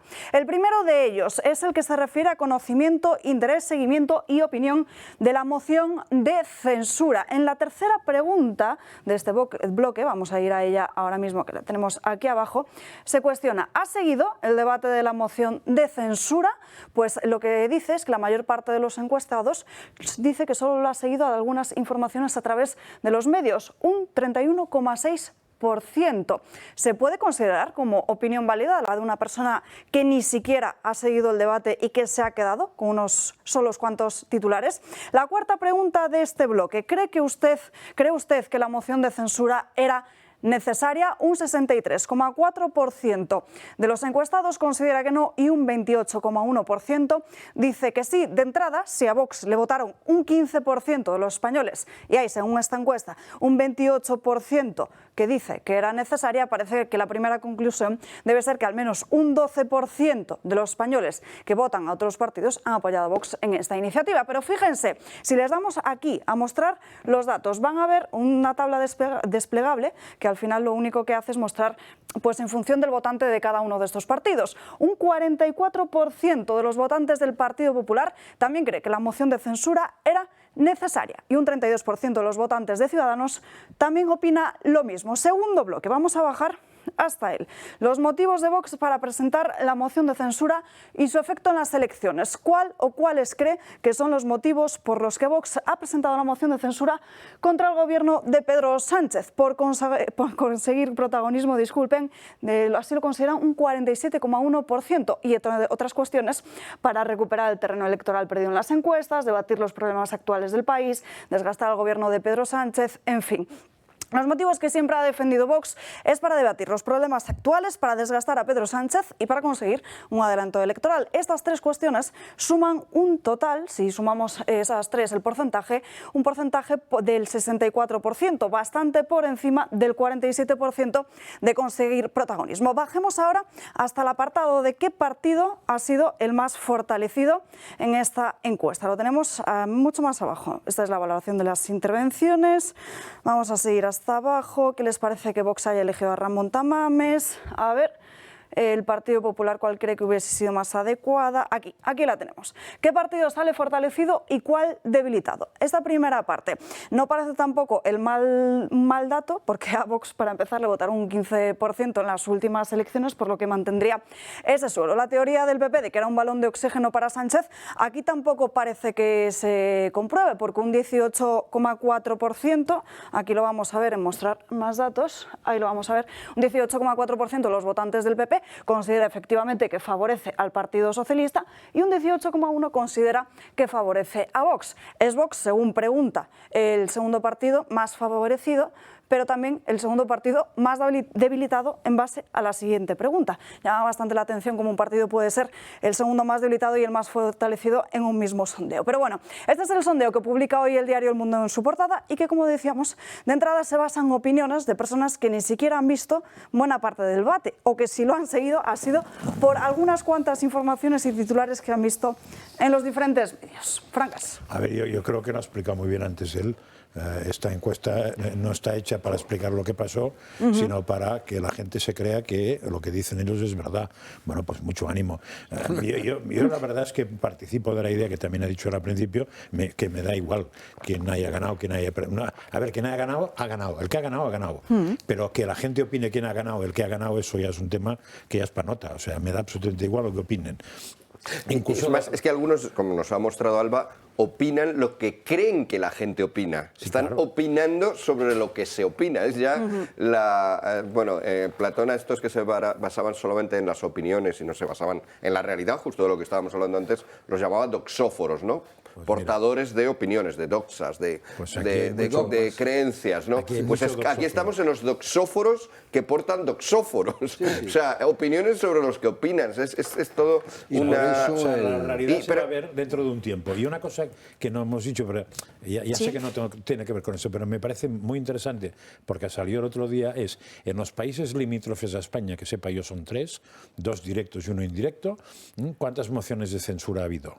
En Francia, me parece que pasan de 100. Sí. En Portugal, no sé si no pasan de 100, pero son bastantes. No, en Portugal no, en Francia sí. Y en Marruecos creo que no ha habido ninguna. Lo digo porque esos que son partidarios de no hacerlas para no estropear, que piensen exactamente qué país no tiene mociones de censura, se llama Marruecos y no creo que sea democráticamente muy aplaudible.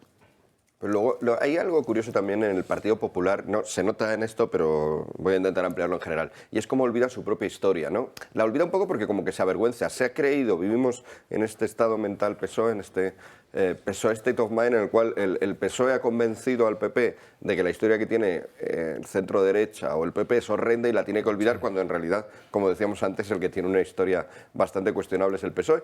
Y parte de este olvido que tiene el PP de su propia historia es que el propio PP presentó una moción de censura que salió, si no recuerdo mal, con 66 diputados. Horrible. Que fue en el año 1987.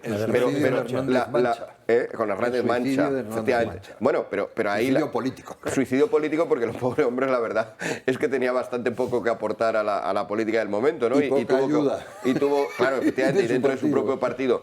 Pero que de alguna manera la idea de que se pueden presentar mociones de censura que no van a ganar es que ha ocurrido con todas, menos una. Salvo una. Pero con todas. O sea que tampoco... Volver a explicar como si fuera la primera moción de censura que se presenta o la primera moción de censura que no presenta el PSOE, que esto se puede hacer, es que es todo muy cansino, y de nuevo es por lo mismo, porque no hablamos de la realidad de las cosas, hablamos de las opiniones de otros sobre la realidad de las cosas.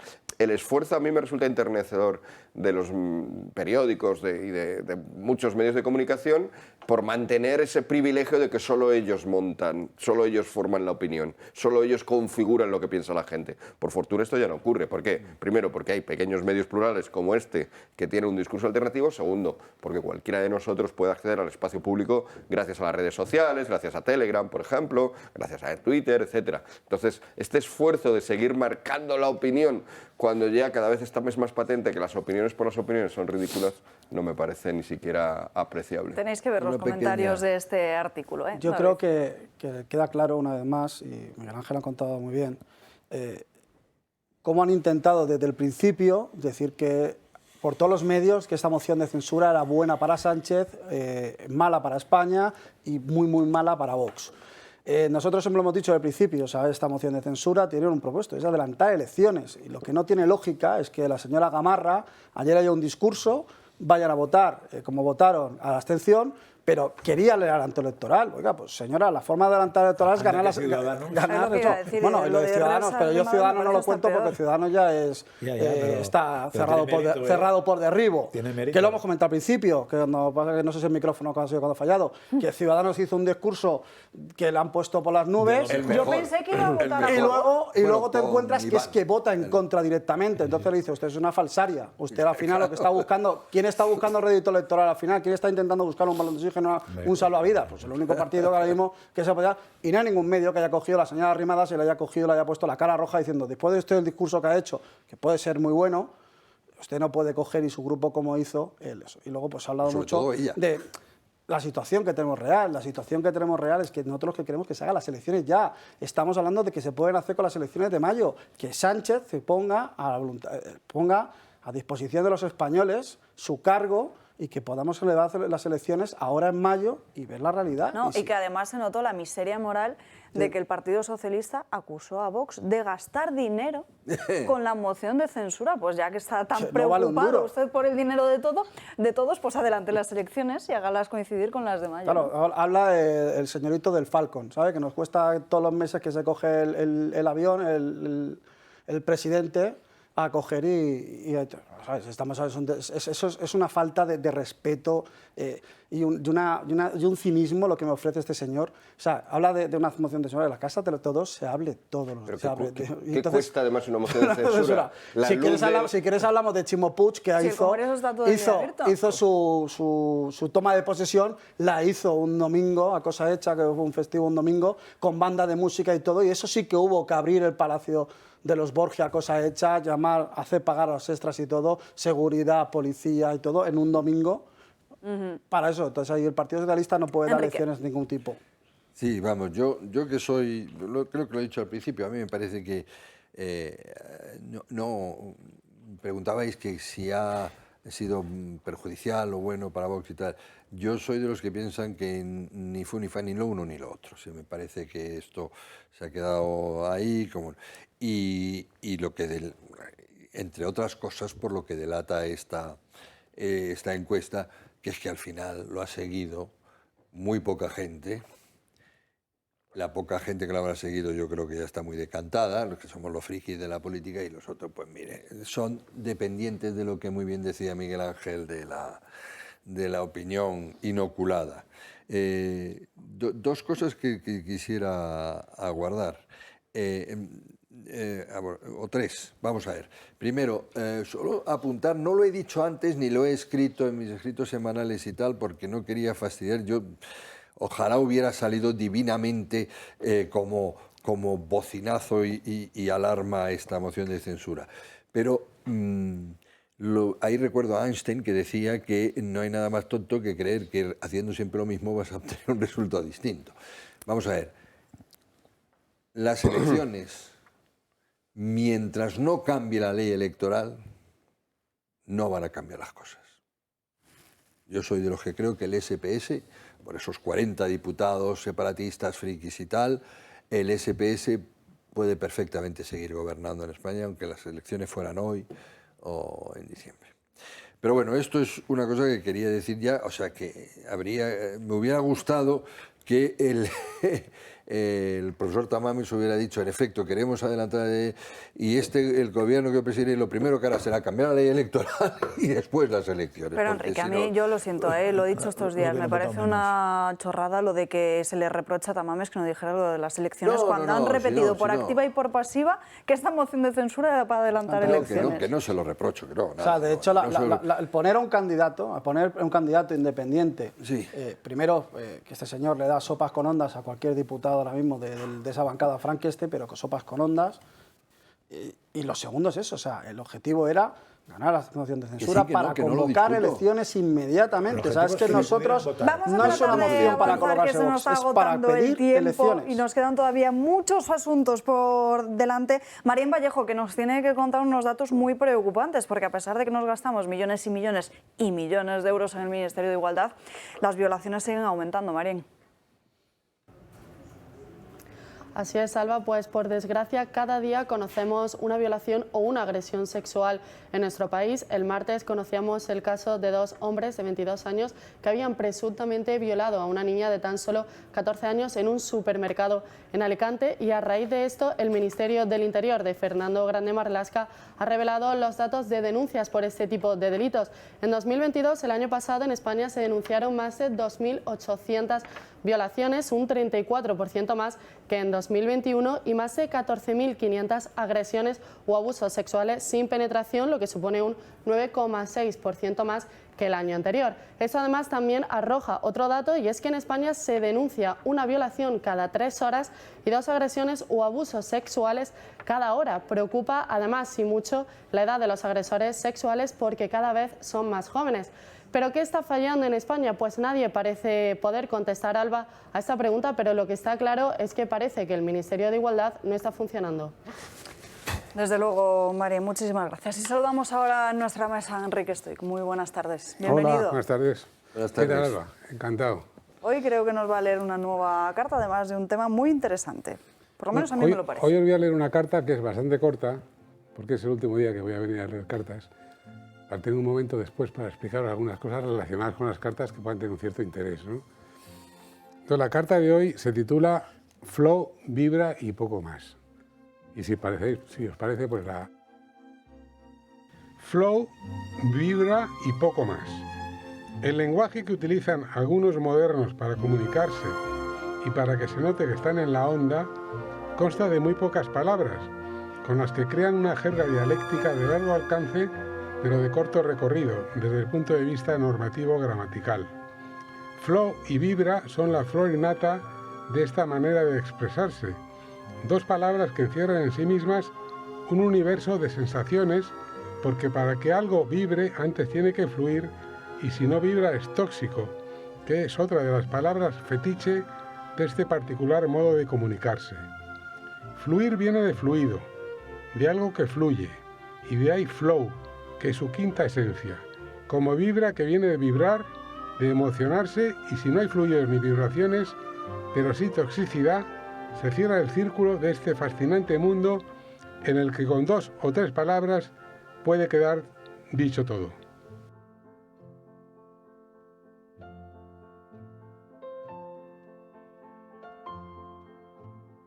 Es un poco un mensaje de que realmente estamos acortando cada vez más el lenguaje y al final yo creo que vamos a acabar hablando por signos. Pero bueno, eso es la historia. Os voy a contar algunos datos relacionados con las cartas. Yo empecé con esta historia de las cartas, que es una afición que tengo, en 2003, durante un verano. Después dejé de escribir muchos años, volví a escribir de nuevo en 2019 y desde entonces hasta hoy estoy escribiendo cartas a diario. Me han publicado 9.000 y pico cartas ya en periódicos de toda España, más o menos 70 periódicos.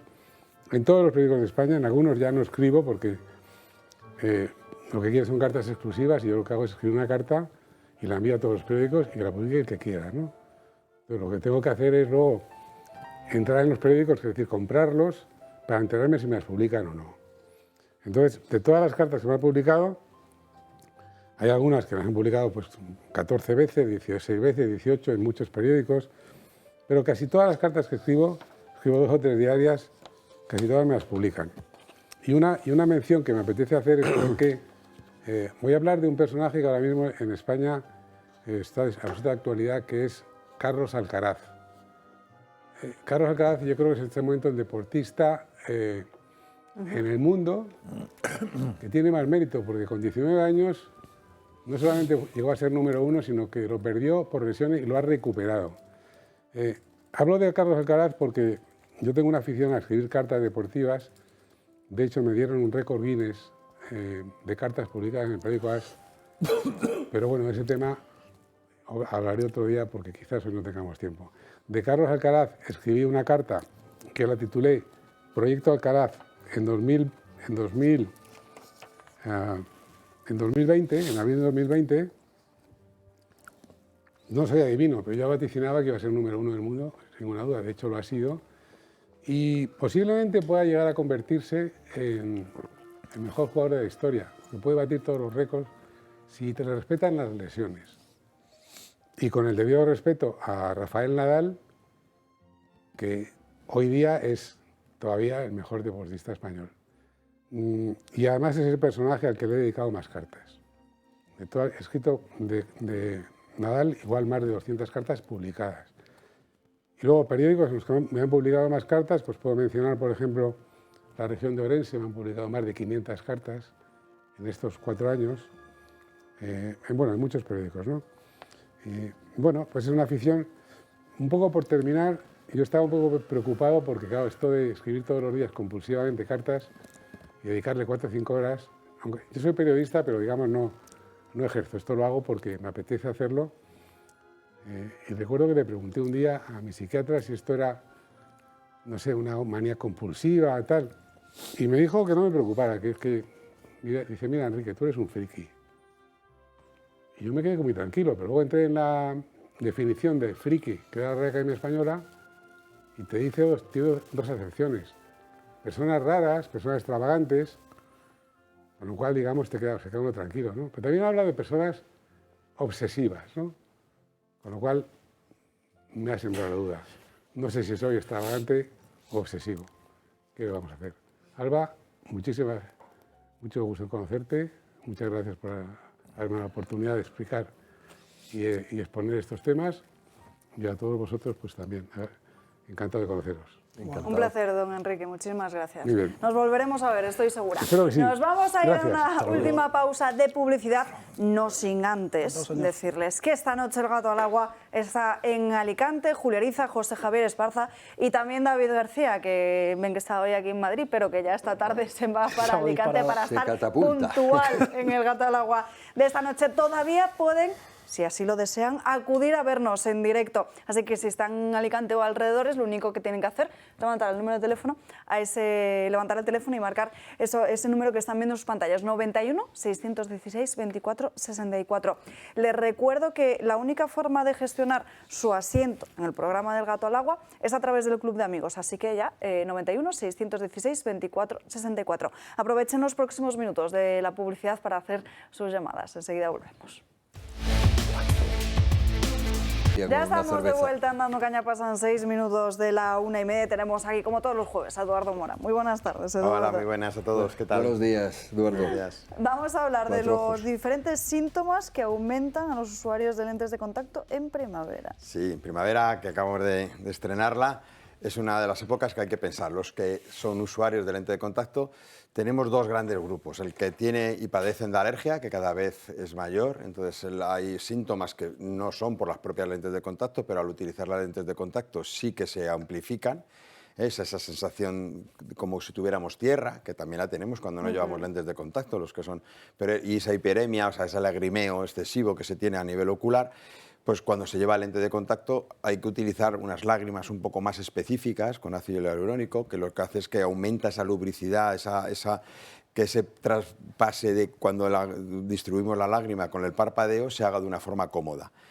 Y luego la otra cuestión es que también aumenta el ojo seco en primavera. Entonces en primavera empiezan tanto por temperatura, tanto por el propio ciclo, digamos, anual, que tanto en octubre como, digamos, en otoño como en primavera los ojos secos tienen un rebrote, y entonces hay que utilizar también unos tipos de lágrima un poco específicos. Y cuando usamos lentes de contacto son del grupo de usuarios que más lata les puede dar en ese sentido en la llegada de la primavera a nivel ocular.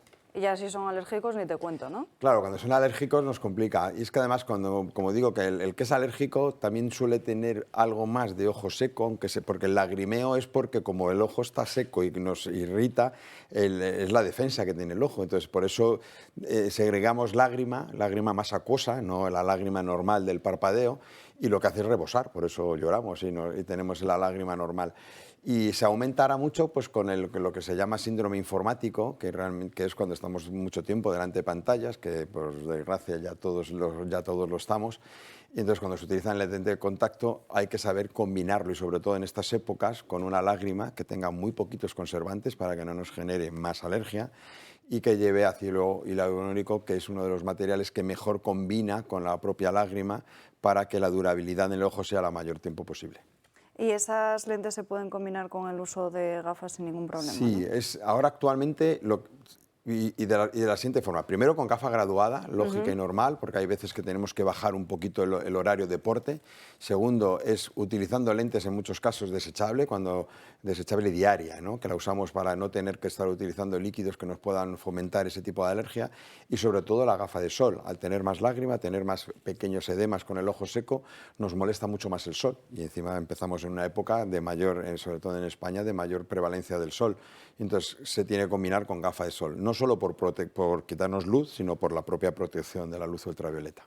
Pues Eduardo, muchísimas gracias. Antes de decirte adiós, bueno, hasta la semana que viene, que sepan nuestros espectadores y socios del Club de Amigos que tienen el primer mes de prueba gratuito, un 15% de descuento y el regalo de unas gafas de sol. Así que, muchísimas gracias. Gracias, Eduardo. Patricia Sanz, ayer el Tribunal Constitucional avaló la ley de la eutanasia y acabamos de conocer hace apenas unos minutos cómo avala por 6 votos frente a 4 la ley CELA y desestima de esta forma el recurso de Vox. Cuéntanos qué ha pasado exactamente con el asunto de la eutanasia. ¿Qué tal, Alba? El Tribunal Constitucional pisa con fuerza el acelerador y declara constitucional por mayoría progubernamental la ley de la eutanasia. Veamos qué pedía Vox en su recurso de inconstitucionalidad. En primer lugar, la impugnación se basaba en un fraude de ley por pretender eludir los informes del Consejo General del Poder Judicial y del Comité de Bioética, así como restringir el debate parlamentario. Además, para los de Abascal, el derecho fundamental a la vida tiene naturaleza absoluta y, por tanto, es indisponible. Critica que las decisiones favorables a recibir la eutanasia no sean impugnables, cuando sus denegaciones sí lo son, o que la muerte natural sea una cuestión considerada como ficción legal, justificando que se debe a causas no violentas ni sospechosas de criminalidad, no permitiendo a la autoridad judicial investigar la práctica de esta prestación en caso de indicios de delito, así como el hecho de que personas con incapacidad de hecho puedan acceder a solicitar la eutanasia. ¿Y qué ha contestado el Tribunal Constitucional? Lo primero y más grave, esta institución, controlada ya por magistrados afines al Gobierno, afirma que la Constitución ampara un derecho de autodeterminación que permite a la persona decidir de manera libre, informada y consciente el modo y momento de morir en situaciones médicamente contrastadas de enfermedades terminales o gravemente incapacitantes. Es decir, que antepone la autonomía de la voluntad a la protección del derecho a la vida. ¿Le suena de otras leyes? Y dice que no existió vicio formal en su aprobación, pues las proposiciones de ley no necesitan estos informes técnicos. Claro, por eso evitó su correcta tramitación como proyecto de ley, como viene siendo costumbre de este Ejecutivo. Y ojo, aquí estima que el derecho a la vida no tiene un valor absoluto, primando la autonomía del paciente, sobre la base de esa convivencia entre la libertad como valor superior del ordenamiento jurídico y la dignidad y el libre desarrollo de la personalidad. Ya han anunciado votos particulares algunos magistrados de la Corte de Garantías, como por ejemplo Enrique Arnaldo y Concepción Espejel, pues entienden que se está creando ex novo, es decir, de cero, el derecho fundamental de autodeterminación de la propia muerte, al que anuda la naturaleza de derecho prestacional. Y yo os lanzo dos preguntas a mesa. ¿Será este el punto de partida para abrir la ley de eutanasia a todos los ciudadanos? ¿Se podrá retroceder en este ataque a la vida humana? ¿Cómo veis eso que plantea Patricia? A ver, yo no doy para tanto porque no me lo he estudiado bien, pero me ha chocado la frase de que el derecho de la vida no es un valor absoluto. Porque entonces me gustaría saber qué valor absoluto queda. No sé, tengo mis dudas. Yo no tengo la capacidad de saber si la Constitución española permite ese tipo de cosas. No sé tanto de derecho constitucional, lo que mi cabeza no lo permite. Mi cabeza, probablemente mi moral tampoco. Y creo que has dicho que la ley Cela también ha pasado el... Sí, acaba de publicarse Eso ahora ya mismo. me da más asco. Porque así como aquí no soy capaz, en educación sí soy capaz de saber lo que dice la Constitución y sí soy capaz de entender que el 6-4 me da la impresión de que una vez más, da toda la imagen de que prima la ideología sobre la Constitución. Y yo un tribunal constitucional que no sea constitucional, sino tribunal ideológico, no es que lo quiero, no es que no lo quiero, es que escupo encima. Además, hemos hablado aquí muchas veces de esas ayudas a ciertos colegios, pues van a quitar esas ayudas económicas que se le daban a los colegios que se separaban por sexo, que aquí lo hemos comentado en muchas ocasiones. Yo sí que detecto una contradicción. A ver, ha dicho que el derecho, según el Constitucional, el derecho de la vida está por debajo aquí al derecho de la autodeterminación. Bueno, esto no es verdad. O sea, esto no es verdad que sea lo que reconoce la ley, porque si fuera así, lo reconocería en general y diría, si yo ahora quisiera suicidarme, podría ir a un consultorio médico, tenemos aquí uno cerca a uno, pedir una pastilla de cianuro o de lo que fuera, me la darían y cuando me dijeran, no, pero es que vas a ir contra tu vida, yo diría, pero es que acaba de decir el Tribunal Constitucional que el derecho de mi autodeterminación es superior al derecho a la vida. Esto no es lo que dice la ley. ¿Qué es lo que dice la ley? Que en algunos casos, algunas personas, y además, ¿qué personas? Pues las personas que la sociedad considera no relevantes, las que considera inútiles, las que no están produciendo, personas enfermas, personas en situaciones terminales, a las cuales, tampoco todas las enfermedades, por cierto, pero bueno, a esas personas se les dice, no, a vosotros, si queréis moriros, os vamos a ayudar. Mientras que yo, o cualquiera de los que estamos aquí, como estamos productivos, como estamos cotizando, como estamos pagando impuestos, a nosotros no nos dejan. No es verdad el argumento de que se prime la autodeterminación sobre la vida. En nuestro caso, dirían, no, tú sigue viviendo y sigue trabajando y sigue haciendo. Es decir, que lo que ha excluido de su consideración el Tribunal Constitucional es que esta ley discrimina y la Constitución reconoce la igualdad entre todos. No, una persona por el hecho de ser enferma no es menos que yo. Una persona por el hecho de estar en un estado terminal no es menos que yo. Una persona por estar impedida y no poderse manejar no es menos que yo. Es igual que yo en términos de derechos. Sin embargo, el Tribunal Constitucional ha dicho no. En esas personas el derecho de la vida es menos importante. Y esto es terrible. Esto es terrible porque nuestra civilización se basa justo en el principio contrario.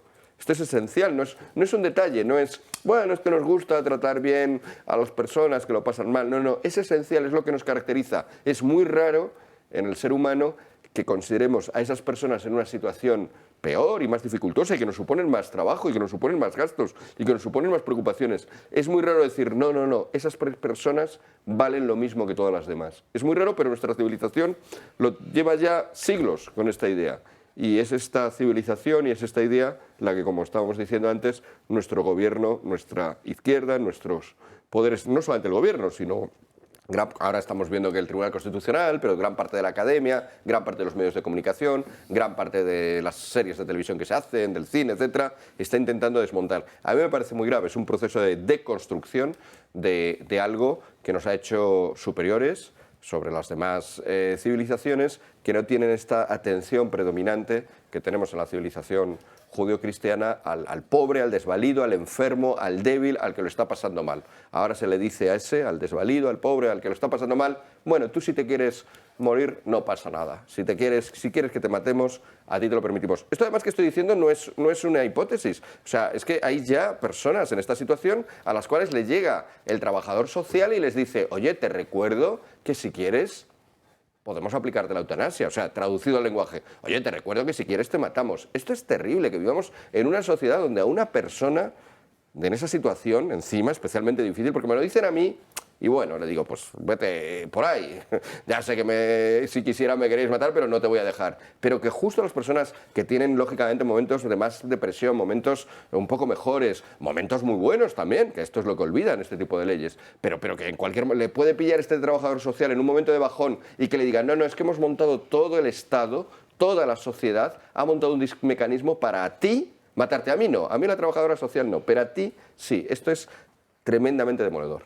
Ante ese proceso de deconstrucción que estás mencionando, hacen falta nuevos líderes y precisamente tú lo sabes bien que eres director académico de ISEP. Cuéntanos un poco qué es ISEP y en qué consiste ese programa de liderazgo y gobierno. Efectivamente, sí, hemos enlazado muy bien las dos cosas, pero es verdad, es que responde justamente ISEP, el Instituto Superior de Sociología, Economía y Política, con dos S, ISEP, y con P final, de política, es justamente una institución educativa que responde a esta preocupación. Es decir, hace falta hoy en día líderes, hacen falta personas en el espacio público, hacen falta personas en los medios de comunicación, hacen falta personas en la política, en la administración, en el mundo de la cultura, que defiendan estas ideas, porque el ataque, ya no es solamente la amenaza, el ataque que se están sufriendo estos principios es brutal y hace falta.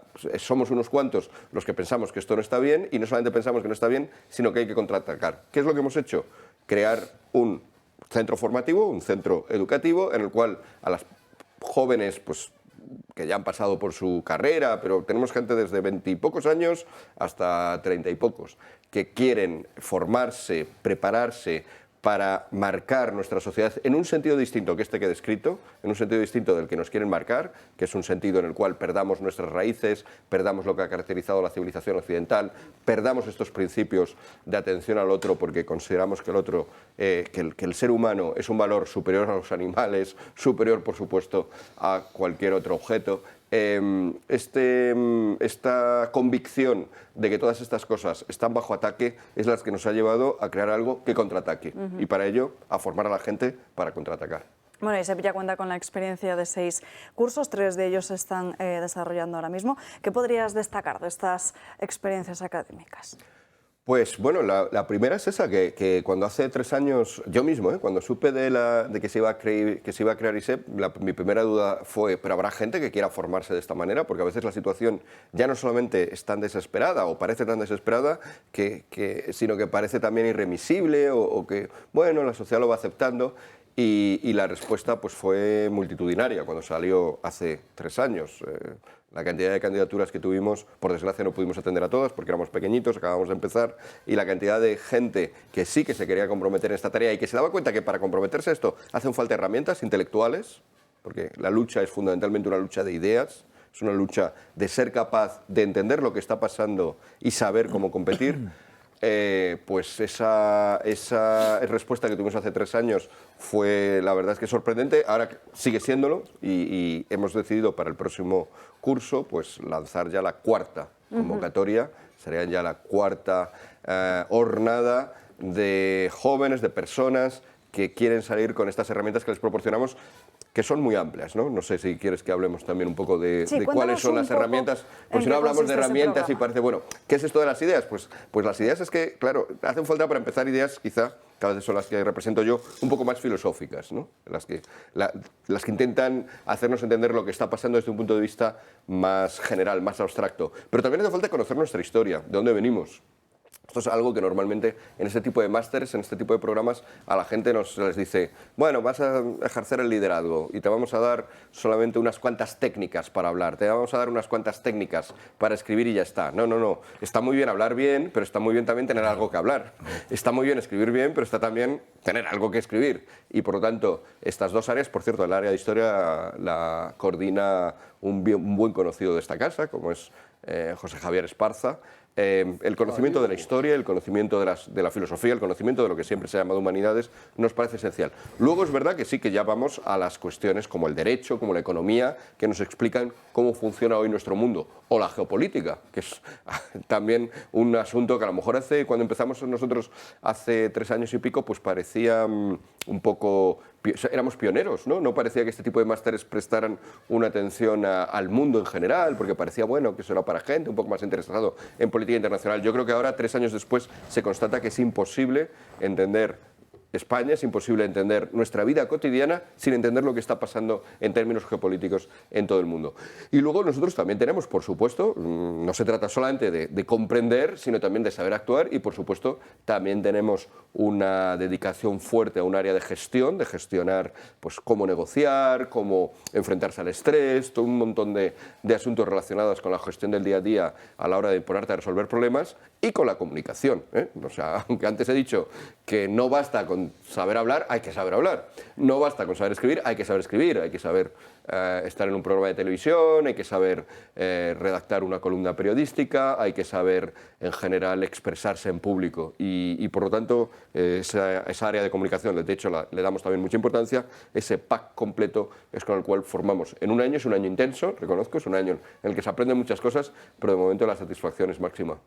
¿Cómo pueden, aquellos que nos estén viendo ahora mismo, que estén interesados, dónde pueden solicitar el acceso a ese proceso de selección? Sí, el acceso es muy sencillo porque basta simplemente con rellenar un formulario muy básico para que pues, nos pongamos en contacto con ellos y enviar una carta explicándonos por qué quieren participar, para que ya empecemos un poco a conocernos, ¿no? Esa atención privilegiada en el tú a tú al alumno. Los grupos son pequeños, son de 20 personas, o sea que realmente lo que nos interesa es el seguimiento muy personalizado, pero bueno, para presentar la candidatura a ser uno de estos 20, porque por desgracia ya digo que no, ojalá pudiéramos atender a 100 personas, ¿no? Y tener un gran programa formativo con muchísimos profesores, con muchísimas aulas, pero de momento, si uno quiere formar parte de estas 20 personas para septiembre próximo, finales de septiembre, principios de octubre, empezará el curso, pues tiene que meterse en la página web de ISEP, que insisto en que son 2 S, y S de Sevilla, E de España, P de Política, Instituto Superior de Sociología, Economía y Política, isep.es, y ahí enseguida verá una pestaña que son admisiones, donde ya digo, simplemente rellenando estas cosas. Ya hemos empezado a recibir solicitudes y ya tenemos incluso, debo decir que ya tenemos incluso plazas ocupadas. O sea, que recomendaría que si quien nos está oyendo se interesa por esto o conoce a alguien, a lo mejor hay alguien que dice, oye, pues yo no, pues porque, no sé, tengo trabajo o tengo que dedicarme a otras cosas, pero mi sobrino, mi hijo, que siempre ha hablado de estas cosas, o el hijo de la vecina, que siempre me comenta que le interesan este tipo de asuntos, se lo voy a comentar. Pues a esa persona a la que se lo quieren comentar, háganlo cuanto antes, porque realmente las solicitudes que estamos recibiendo son ya numerosas y demuestran una vez más lo que estábamos diciendo, que por fortuna no somos unos poquitos solos, no somos solamente unos cuantos iluminados extraños que vemos los problemas a los cuales nos estamos sometiendo. Es mucha gente y es mucha gente joven la que se da cuenta de que el curso por el que va nuestra sociedad no es el correcto. Pues si quieren ser líderes, ya saben, ISEP con 2 S.es, y ahí pueden solicitar su acceso al proceso de selección. Un último asunto, Comunidad Valenciana y el trasvase del Tajo Segura. Ximo Puig continúa su guerra abierta contra Pedro Sánchez, esta vez por el agua. Esta mañana hemos presentado, hoy precisamente el Día del Agua, el recurso en aquellas partes que son lesivas a los intereses de la Comunitat Valenciana. Más de 2 meses después de que el Gobierno central aprobase el recorte en el trasvase Tajo Segura, el presidente valenciano y socialista lo recurre ante el Supremo, y es que cada vez están más cerca las elecciones del próximo 28 de mayo. En el recurso se apunta que esta decisión dispondrá de un impacto en el regadío y agricultura de la región de Murcia y las provincias de Alicante. Y aunque no habrá cortes de suministros, sí se incrementarán en 16 millones de euros al año los costes de abastecimiento urbano. Mientras el Partido Popular insiste en que serán los alicantinos los que paguen el recorte en trasvase, la izquierda se pone nerviosa y arremete contra Vox, el único que reclama un plan hidrológico nacional y que insiste a El Toro Televisión en que son muchos otros más los problemas que provocará este recorte. El recorte del trasvase Tajo Segura va a suponer un grave atentado contra el sector primario. Esto se va a traducir en la destrucción de miles de hectáreas de cultivo, en la destrucción de miles de empleos y además va a suponer un impacto negativo de 5.500 millones de euros. Además, supone también una grave vulneración del principio de solidaridad entre regiones. Ya lo ven, mientras unos partidos luchan porque el agua llegue a toda España desde sus programas políticos, otros como Puig aprovechan la proximidad de los comicios para defenderlo. David. Bueno, pues Ximo Puig hace un alarde de su infamia como presidente de la Comunidad Valenciana. Nunca se ha preocupado de Alicante, solamente con postureo, con fotos y con actos muy bien controlados, simplemente mirando siempre actos de campaña, y que los encontramos es que no recurre todo el recurso, sino las partes que consideran ellos que son, les iba a decir, es simplemente un artificio de cara a las elecciones, porque lo que hace falta es que el agua llegue a toda la región del Levante español, Almería, Murcia y Alicante, y lo ha dicho muy bien Rodrigo Alonso, el ataque directo que es al sector primario es un sector que es esencial para la economía de las 3 provincias, porque las zonas, sobre todo del interior, son las que están sustentándose a base de ese sector primario. Y es que va en correlación con el resto de sectores, porque el sector de transportes también se está viendo afectado directamente, cuando la mayoría de ese sector está viviendo directamente de lo que se está produciendo en los campos alicantinos, murcianos y almerienses. Es un ataque directamente a nuestro sistema de vida, que es de siglos, porque el Levante español siempre ha sido la huerta de Europa y ha sido una de las tierras que ha dado más fruto, digamos, a toda Europa, y en el momento de hambruna siempre ha estado el Levante español, siempre ha estado ahí. Ha sido este momento, recordemos, hace la pandemia, cuando todo se cerró, el campo español seguía trabajando, seguía funcionando y seguía surtiendo alimentos, y al final lo que tiene que darse cuenta Ximo Puig y también el señor Carlos Mazón, que ahora nos vende la moto después de haber estado gobernando y no haber hecho nada y haberse cargado todo cualquier intento de plan ideológico nacional, lo que nos tienen que entender es que si el campo se muere, las ciudades directamente no comen. Y que todos esos empleos que se están destruyendo, todos los empleos que se van a destruir con este tipo de decisiones, son familias que abandonarán esos pueblos del interior, esas regiones, y ya veremos a ver de qué vivimos en el Levante español, porque al final siempre se queja el señor Ximo Puig de que no podemos ser una región de turismo y servicio, pero nos están condenando directamente cuando nos quitan la industria, nos quitan el sector pesquero, nos quitan el sector ganadero, nos quitan el sector agrícola, y se cargan directamente el sustento de miles y miles de familias alicantinas. Me parece una auténtica vergüenza que este señor venga ahora a hacer populismo barato de cara a las elecciones con un tema tan serio como es el tema del agua, que nos afecta. Y estamos viendo, lo hemos visto en Alicante, la Vega Baja, lo estamos viendo en el interior, lo estamos viendo en Vinalopó, lo estamos viendo incluso en Murcia, que tengo la oportunidad de estar en Cieza, en Yecla, cómo nos reclaman ese trasvase que es tan necesario. Y solamente Vox, solamente un candidato de Vox en la Castilla-La Mancha ha sido el que ha dicho que hace falta el trasvase para Murcia, para Almería y para Alicante. De estas cuestiones, además, seguramente tratarán, como el Gobierno valenciano ha retirado la tutela a los 2 hijos de la víctima del exmarido de Mónica Oltra, de Teresa. Hablaréis esta noche en El Gato al Agua de Alicante. Les vamos a volver a poner el número de teléfono del Club de Amigos para que todos aquellos que todavía no tienen su silla esta noche y quieran ver su programa preferido en directo, llamen cuanto antes. 91 616 24 64. Les veo mañana aquí puntual, como siempre, a las 12 en Dando Caña. Feliz día.